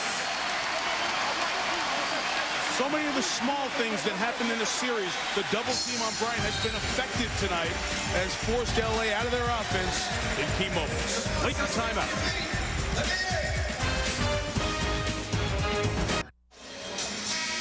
Houston leading here by 12. As we mentioned at the start, it's been 1,804 days, nearly 5 years since the last playoff game in Houston, and it was the Lakers at Houston. Charles Barkley going up on J.R. Reed there. Barkley had 20 to lead Houston in Game 4 of the opening round Western Conference Series, which at that time was a best-of-5.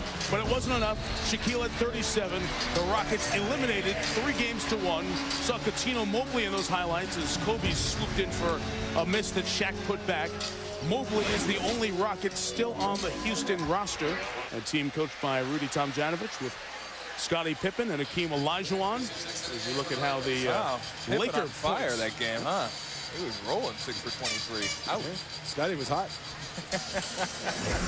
That in '99, Charles played the 20 games in 2000 and the end of his stay with the Rockets. There's Cuttino Mobley, the one holdover, still 7 of 15 here from the field. And Mobley was a rookie then and has talked about how he and Steve Francis have had to grow up together without veterans. And the addition of the guys like Mark and Jim Jackson this year have been so important to them. Malone took it right at Cato. Devin George crashed the glass and got the 2. Kelvin Cato shaken up. He's hobbling on a right leg now. Welcome to the playoffs. Last one standing. Mobley backed in on Kobe. Good defense from Bryant. Tough one. Well, he hasn't given him the pump fake and gone up and under. The post moves have all been to the middle, so Kobe just judged it. Rimmed out a 3 that was dead on line. Cato continuing to lumber up the floor. Houston doesn't want to take its timeout, try to get through the final 24 seconds of this third quarter. Where's Taylor in the game? As Yao is out, he'll come back in. Good shake by Taylor, and the 2. He's been a big part of the Houston success this year. His scoring off the bench has won many games for him. He struggled in the first 2 games with foul trouble and not being very effective. The double. Good night tonight. They won't let Kobe take the last shot. Offensive foul called on Derek Fisher. Steve Francis drew it.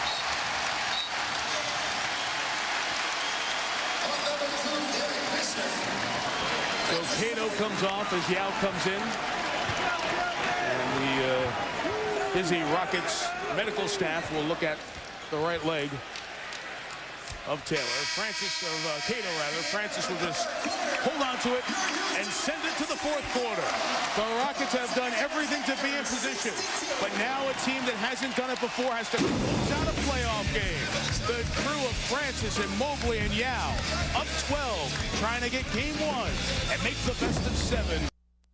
Welcome back to 20th Century Fox's presentation of ESPN's Play Like There's No Tomorrow.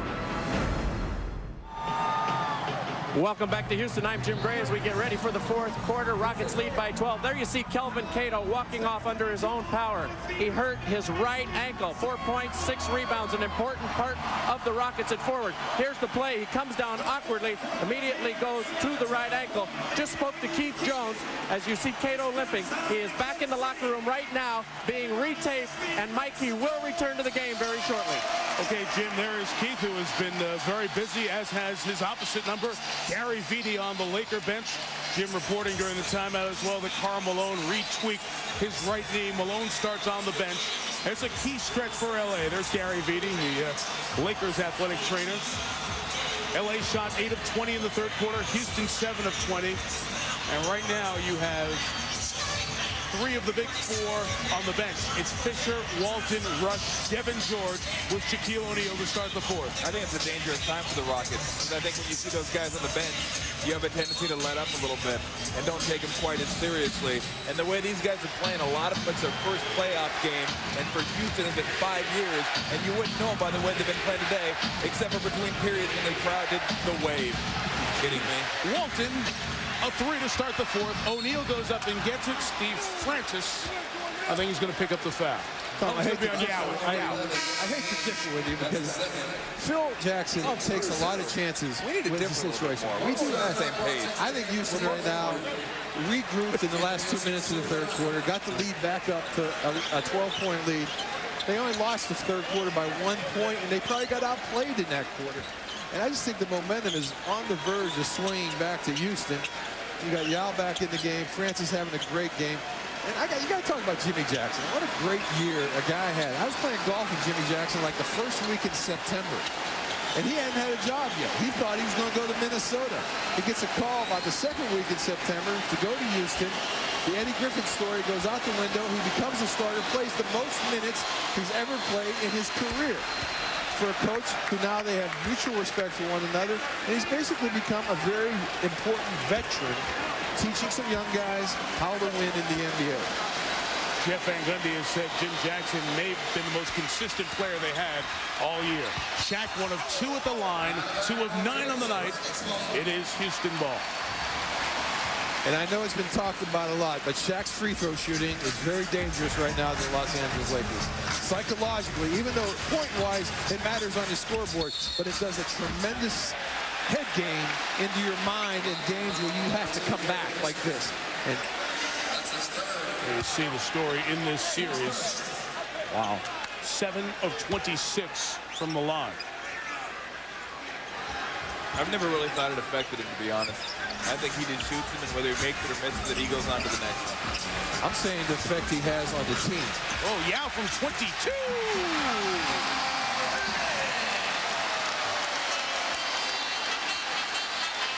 That's why people talk about him being potentially special at 7'6", the range to step out and make that shot. More physical with his defense. Fisher behind the line. That's 3. This group, Fisher, Rush, Walton, did a great job of outside shooting the Lakers to extend the margin in Game 2 at Staples. They try to close a 10-point gap. 11 minutes left before SportsCenter. That was at home. They're on the road now. Maurice Taylor. Backs on Luke. Got close. Got 2. Mo Taylor's 6'9", Luke Walton's 6'8", but it's a matured, muscular 6'9". Yeah, it's the body mass that's the problem. Walton tries to return the favor with speed and the spin. Devin George is fouled by Boston Nakbar.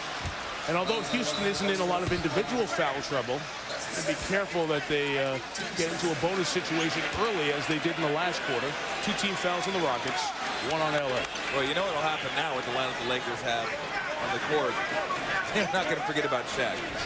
Shaq's going to get the ball. Shaq's going to be the focal point, and it's all about these other guys just spotting up, getting open. Yao and Shaq battling inside. The space for Fisher, who draws the foul. It was almost parallel to the ground when he released it, trying to draw the contact, and they did on Yao. 3 on the second-year center. Well, maybe instead of drafting Gallery second pick overall tomorrow, they'd have drafted Shaq. Look at that road grader. He just cleared the way for him. He had Shaq on his back. He moved him out, and that's the reason Derek Fisher got to the rim and got fouled. I like that Shaq playing offensive tackle for you. Holy cow. For those not following the NFL draft, I'm talking about the offensive tackle from Iowa. #1 on some people's draft boards. One more coming for Derek Fisher. Uh-oh. How'd the floor feel on this? Oh, look out. Hey, now. Oh. Where'd he go? He flew. Oh, look at I just call that the buttocks cam. That's all that is. That's what you call it on air. You call it something else off air. Even though it's cable and it's almost midnight in the east, your kids are still awake out west. I was just using proper medical terminology. Thank you. Thank you. Dr. Tom.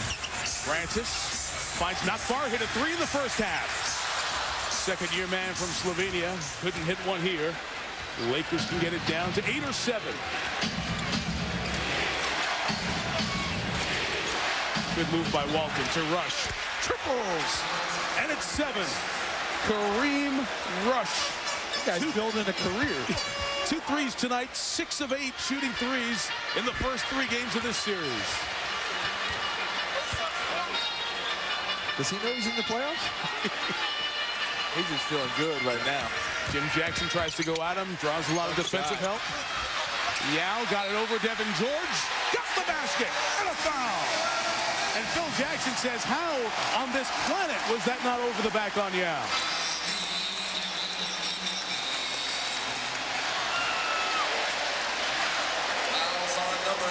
All right. I think it's a good call. Yeah. I think it's straight up. Both bodies are very straight up. Yao's just too big. The foul on Shaq was his 4th. And Yao, an 81% free throw shooter and 7 of 9 in the first 2 games in this series, comes in. Quick check with Jim Gray. Hey, Mike, it's kind of an interesting thing. A lot of times you'll see Yao turn his head when one of his teammates is talking to him, and he'll turn away from him. A lot of people have misinterpreted that he didn't understand the language. What it is he is deaf, Mike, in his left ear. He cannot hear at all out of his left ear, and he is struggling to hear over the crowd in many instances. Mike? It's very interesting, Jim. He does have a translator, as many people know, around all the time, but Yao's English is excellent. I had a 15-minute conversation with Yao the other day, and there were 2 words that he... Oh, that off the Lakers? Yes, it is. Nobody went to get the ball. The Laker bench says it didn't hit out of bounds, but that's the call from the sideline. The finishing thought. I had a 15-minute chat with Yao as you look at his parents, both well over 6 feet. His mom, a player for the Chinese national women's team. Phil Jackson having an animated conversation about the out-of-bounds call. Mike Callahan, a piece of his mind. Anyway, in 15 minutes, Yao needed help from the translator for 2 words in English. He truly has a grasp of the language, and you'll hear him speaking more in English, I would guess, next year. He just doesn't want to make a mistake not knowing the right word at the right time. Maurice Taylor hit the right shot at the right time. Houston plus 11 as we come to 9 minutes in the 4th.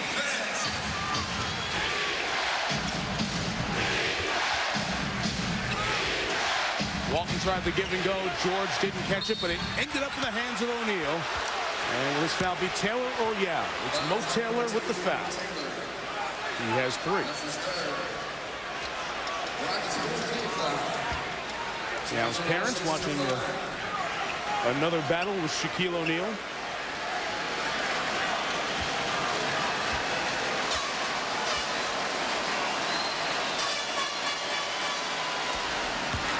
You know, when he shoots it, it looks like, you know when you spin a globe? Watch the ball. It looks like he's spinning a globe when he shoots the ball. Tell me that didn't look like globe spin. It looks exactly like globe spin. It did. It did. I'm just concerned how you got to that, but it's obvious. I know. Well, not many people sit in their house and study the spin of their globe. Well, they should. Okay. Mark Jackson in the game gives Steve Francis a couple of minutes here. Mobley has rush. Will he try baseline? Now he's going middle. The help came from Walton and George. And everybody knew it. Yep. Lakers within 9. Remember, this all happening with Peyton and Kobe and Carmelo on the bench. That's a foul on Yao. That's 4 on him and 4 on the Rockets here early in this fourth. That's team foul number 5. 5, you're right, George, you're right. So the Lakers will shoot free throws the rest of the way. The lead is 9, but LA's guns are getting rested and ready for a run.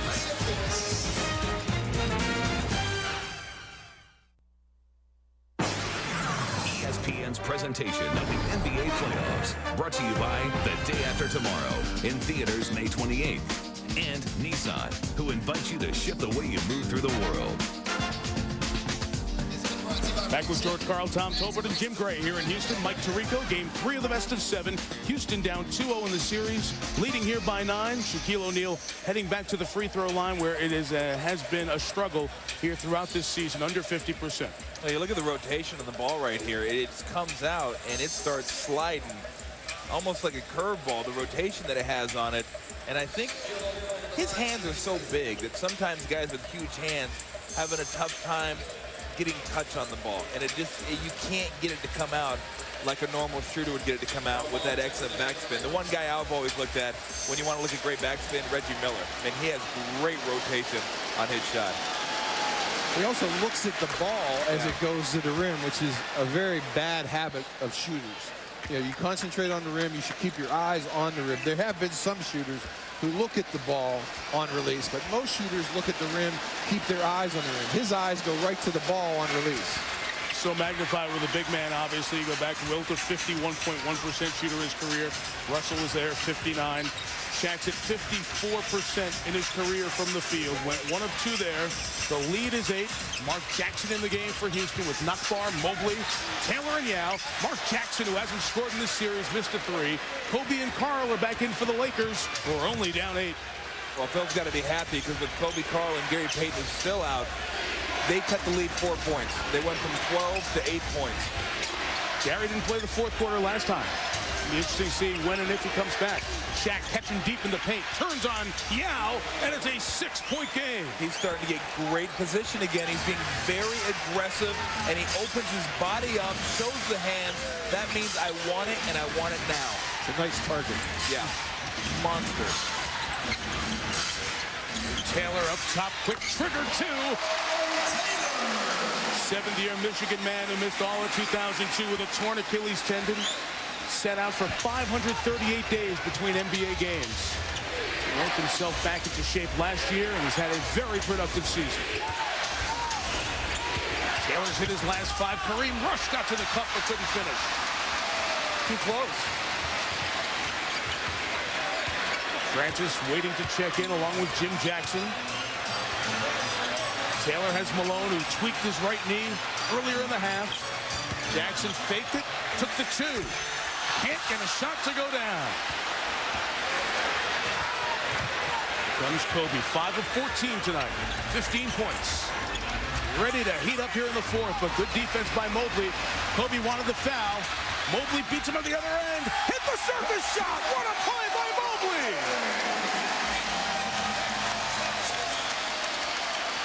I think Mobley got away with a little tick on the elbow there on Kobe, and then while Kobe was complaining to the referee, Mobley leaked out. Look out. That time Taylor comes in defensively to guard Shaq, and Shaq with the deep catch, the finish, and a chance for the 3-point play. Well, I think he may have got him on the elbow, but while Kobe was talking to the official, Mobley ran down the court and beat everybody down the court and still made one spectacular shot to get that one to go home. I really think if he got him very lightly. Well, You know what, though, the shooter, though, if you get him lightly, that can affect your shot. And while it doesn't look like much, it still should be a foul. Shaq unable to convert the three-point play. He has 23 points, 5 of 14 from the line. Really a turnover, but it was deflected by Fisher. Francis back in, draws some D. Nice find of Taylor by Yao. Here comes Kobe. He's ready to go, looking for some purple shirts to come with him. The lead is 8. Halfway through the fourth. The double again. We find the open man. It's Rush. It's 3. Karl Malone the rebound. Rockets skating backwards. They look like retreating defensemen in hockey overtime. Kobe trying to lose Jim Jackson. He's missed 3 shots in a row. Only 1 field goal make for Bryant this half. Jeff Van Gundy comes down to get a timeout called. And now he gets it. As Houston was feeding the post. The Rockets will have it with 5.5 to go here in the fourth quarter. Leading 86-78. Trying to get their first one in this best of 7. Kevin Frazier in the studio. Time for our Wendy's Plays of the Night, and there was only one other story in the association. The Pacers and Celtics Game 3. Complete domination by the Pacers as they take a 3-0 series lead. They get 58 points from their bench. The bench outscored Boston starters 108-85 the final score. Mike? Back here in Houston, Rockets lead by 8. Reminder that the playoffs continue all weekend on ABC and ESPN. On ESPN Sunday, the Pacers-Celtics as the Pacers go to close it out. Leading 3-0, that game available on ESPN HD. Brett Musburger, Bill Raftery, Doris Burke will bring that one to you at 1 Eastern. And then Usai Al Michaels and Doc Rivers, Michelle Tafoya will join them for Game 4, Lakers-Rockets. Our coverage begins with GMC NBA Hang Time from Times Square at 3 Eastern on ABC. If you're just tuning in, just coming in from a night out, it was a 108-85 win for Indiana. The worst playoff loss at home for the Celtics in their history. Half the points were scored by the Pacer bench as Indy comfortably up 3-0. 2 to shoot for Maurice Taylor. He chased down the rebound, got it back, and got the 2. Wow. Big hoop. Big hoop. Back up 10 as we approach 5 minutes. Payton stays on the bench. Malone gets Taylor in the air, tries to return the favor on this end. Karl Malone is 18. The Lakers led by O'Neal with 23. Kobe has 15. And the 2 stats people always want to know. Bryant 5 of 16 from the field. Shaq 5 of 14 from the line. Steve Francis all on his own. Came right out to Jim Jackson. Will back it out. Twice now they got 2 stops. It's giving up 2 offensive rebounds. When you're trailing, you can't give extra possessions. Houston out rebounding LA by 7 here tonight. Taylor asked for the foul. Now tries to earn it himself. Yow's got to be careful. He has 4 personals. So does Shaquille O'Neal. Couple of quick hits, and this is going to be a tight game. O'Neal off the window. He has 25 points. I don't think he called that. I think he did. I think he did. I don't think he called that. No one goes banking straight away unless you're playing pop a shot. Period. Remember, no Kelvin Cato to help out defensively for Houston. Went out with the ankle injury earlier. We'll see if he comes back and Yao inside.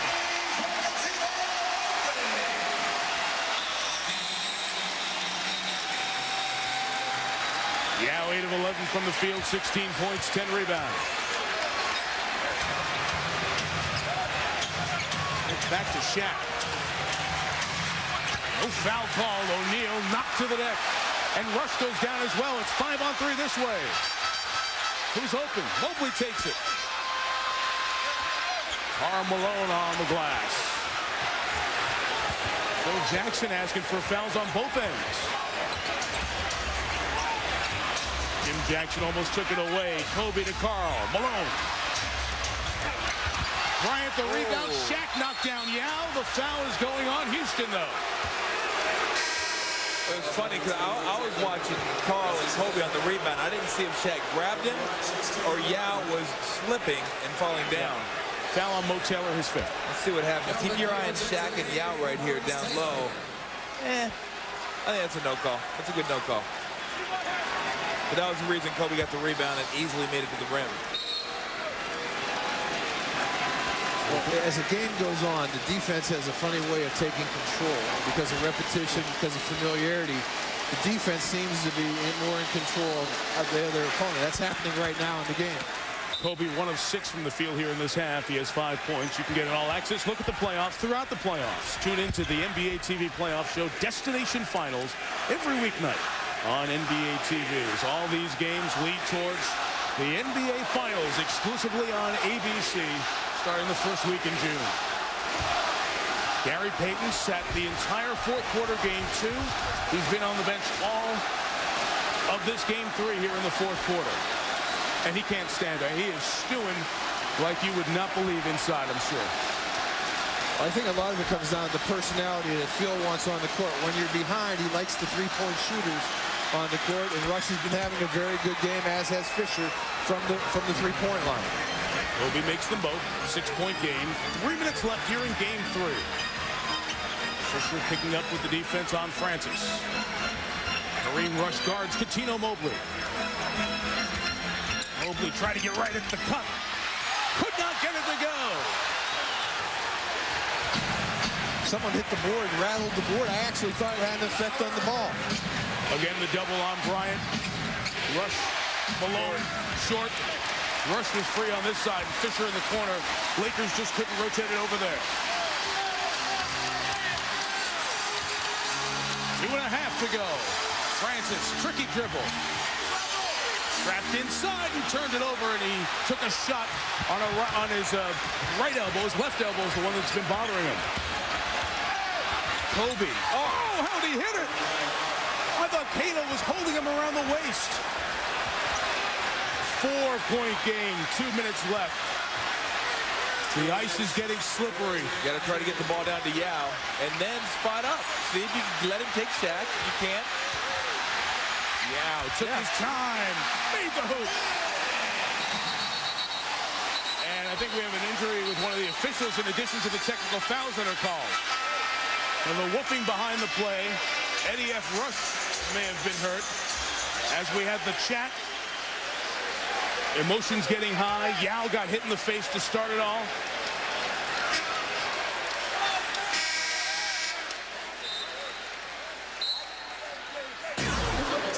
And a double technical foul is called. There's Yao with the hoop. And there, as the arms were locked with Fisher and Francis, Yao took the shot in the face. It is Fisher and Francis who are called for the technicals. We have a timeout with 1:51 to go. Tonight on SportsCenter, did A-Rod continue his Fenway flop in New York? Chargers on the clock as Eli Stiller Manning, a tribute to a man who gave up football, gave his life for his country. SportsCenter after the game on ESPN. As you look at the score by quarter, most potent scoring quarter for LA, you also see Eddie F. Rush talking to James Capers. Eddie F. Rush injured his calf, and he worked with Keith Taylor. I don't think he's going to be able to go here as they were taping him up.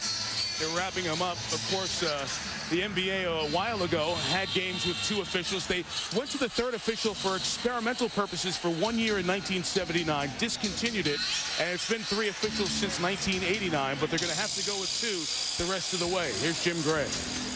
All right, Mike, I talked to Ed Rush during that timeout. When he came in to separate the guys on the technical foul, he said he felt his calf just pull. Didn't know if it was torn or not. Keith Jones looked at it. They taped him up. He came out here, took 2 steps, and said, I can't go. I can't continue. So as you say, they'll now go with the 2 officials. And again, this has been a 3-official league for 15 years now, but it's something the league reviews with the officials, the positioning when you're in a situation like this with 2 officials. We don't have alternates until we get down to the finals and the conference finals, but they'll go 2 officials here the rest of the way in a tough spot because this has become a tough game to officiate in the last 3 minutes. Does that mean we're going to 4 officials in 15 years? No, it does not.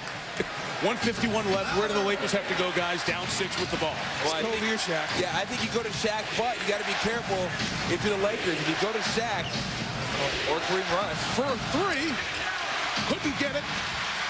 And Francis comes away with the rebound. That was a design play to go for Rush out of the timeout. I mean, that's great. Phil Jackson gives Rush a lot of credit to go to him in that situation. Very hot with the threes throughout this series. He's missed his last two. A big hoop here could come from Yao from the outside. Cato snatched it. Remember, he injured his ankle. O'Neal back on the other end, started leaking out offensively. Karl Malone fouls Yao, who was shaken up. Yao took a shot in the back from Karl Malone. Welcome to the playoffs, Yao. I know he's not an angry man by nature, but they may get him there. And to add to the pain, LA had a foul to give. Oh, I mean, that's WWF quality right there. Look at that. That's a nice forearm shiver right to the lower back. It's a big forearm shiver, too. Got popped in the face 30 seconds ago, got drilled in the back. Isn't it amazing in the NBA, our two most buffed athletes are our oldest athletes in the league, Karl Malone and Kevin Willis? Yeah, that they are. Karl Malone is 40, Willis pushing 42. Remember, the winner of this series gets, in all likelihood, Willis and the Spurs, who are up 3-0 on Memphis, and they'll try to go close out that series on Sunday night. And all the more importance for LA if they hope to get to the second round. They might find a rested and talented San Antonio team. But still a lot to do here in this game. Houston trying to make it a series. Got to get it to Yao with Malone guarding him. Francis inside. He made it to the ball.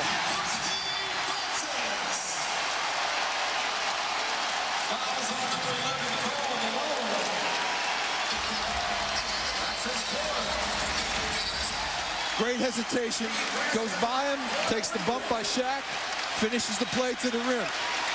Today with Van Gundy, we talked about a belief.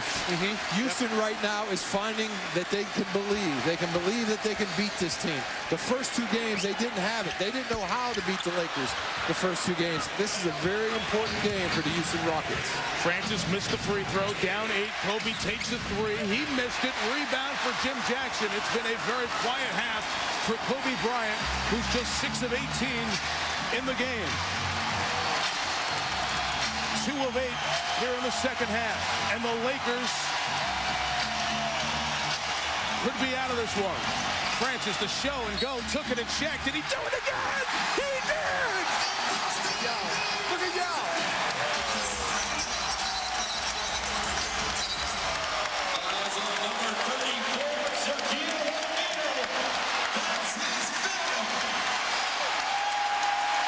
This is just great skill. Goes in, gets hit by 360 pounds. Wow. Spins it off the glass. Well, that's a response to the one Kobe made in game 2 of this series, although at a higher degree of difficulty, I think. I think he had one of those in game 1. Yes, he did. He did, yeah. Amazing. Amazing body control. Laker timeout. The Rockets on their way to getting their first playoff win in 5 years. And getting the juice back in Houston. It's his first playoff series. There's a lot to prove for a guy who started in the All-Star game the last couple of years. Steve Francis answering the bell in clutch time in Clutch City.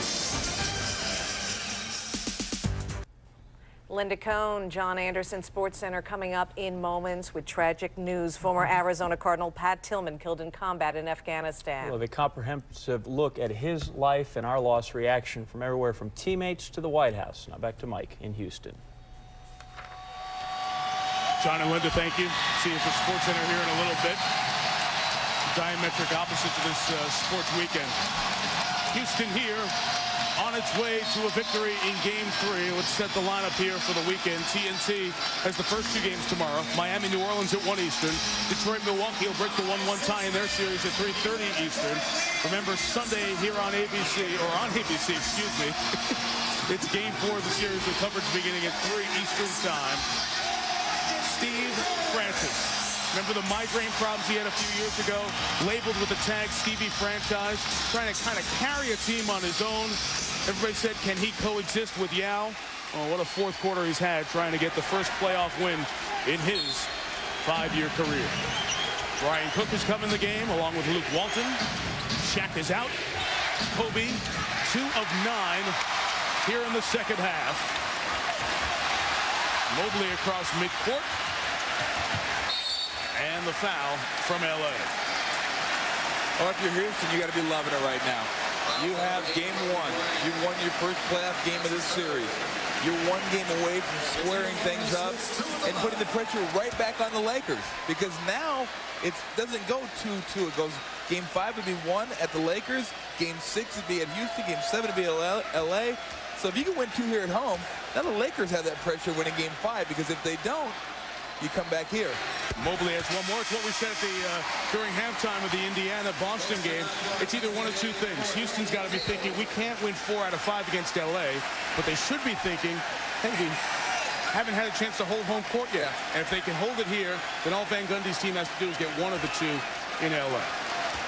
Well, when the series is equal, it's usually the theory that the series doesn't begin until you win on an opponent's court. No one's done that yet. And if the series is equal, it'll be a while, and that'll determine the outcome of the series. Kobe all the way, able to get that hoop. That ends a 9-0 Houston run. With 2:10 left, this was a 90-86 game. Steve Francis putting on a dribbling show here and is fouled by Kobe Bryant. All right, George, Tom, look ahead to game 4 for me. Have you seen enough in Houston to believe that they can even this series on ABC on Sunday? Absolutely. Go ahead. I think in every series, teams learn something. Tonight, there's no question the Houston Rockets learned the pick and roll can be effective. They have confidence here making the 3.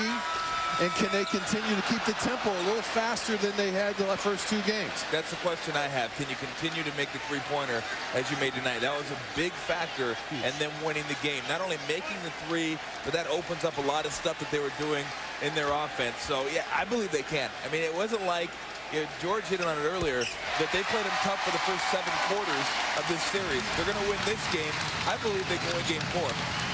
Fisher knocks down his 3. It is a 9-point game. Houston hit 5 3-pointers, 5 of 22 in the first couple of games, but they are 9 of 16 behind the line tonight. The foul by Fisher with 8.7 to go turns into 2 free throws for Steve Francis. It's enough. Come on. Foul with 9 seconds left. The way I see the game right now is Francis and Yao. Can they play a balanced game against Shaq and Kobe? If they can do that, which basically I think they've done. Kobe had a great game too, but Francis has played extremely well. The other role players, the other guys along the way, can Karl Malone have a night? Tonight you had Mobley kick in with a good game. Taylor kick in with a good game. And it's going to be those guys who will probably determine the outcome if Shaq and Kobe can be balanced by Francis and Yao. To that point, Taylor, Jim Jackson, and Mobley gave them 53 points. The other guys for the Lakers in terms of Karl Malone, only 18. Fisher had 10. And Gary Payton on the bench the whole 4th quarter again tonight. So that'll add to the subplots for the Lakers.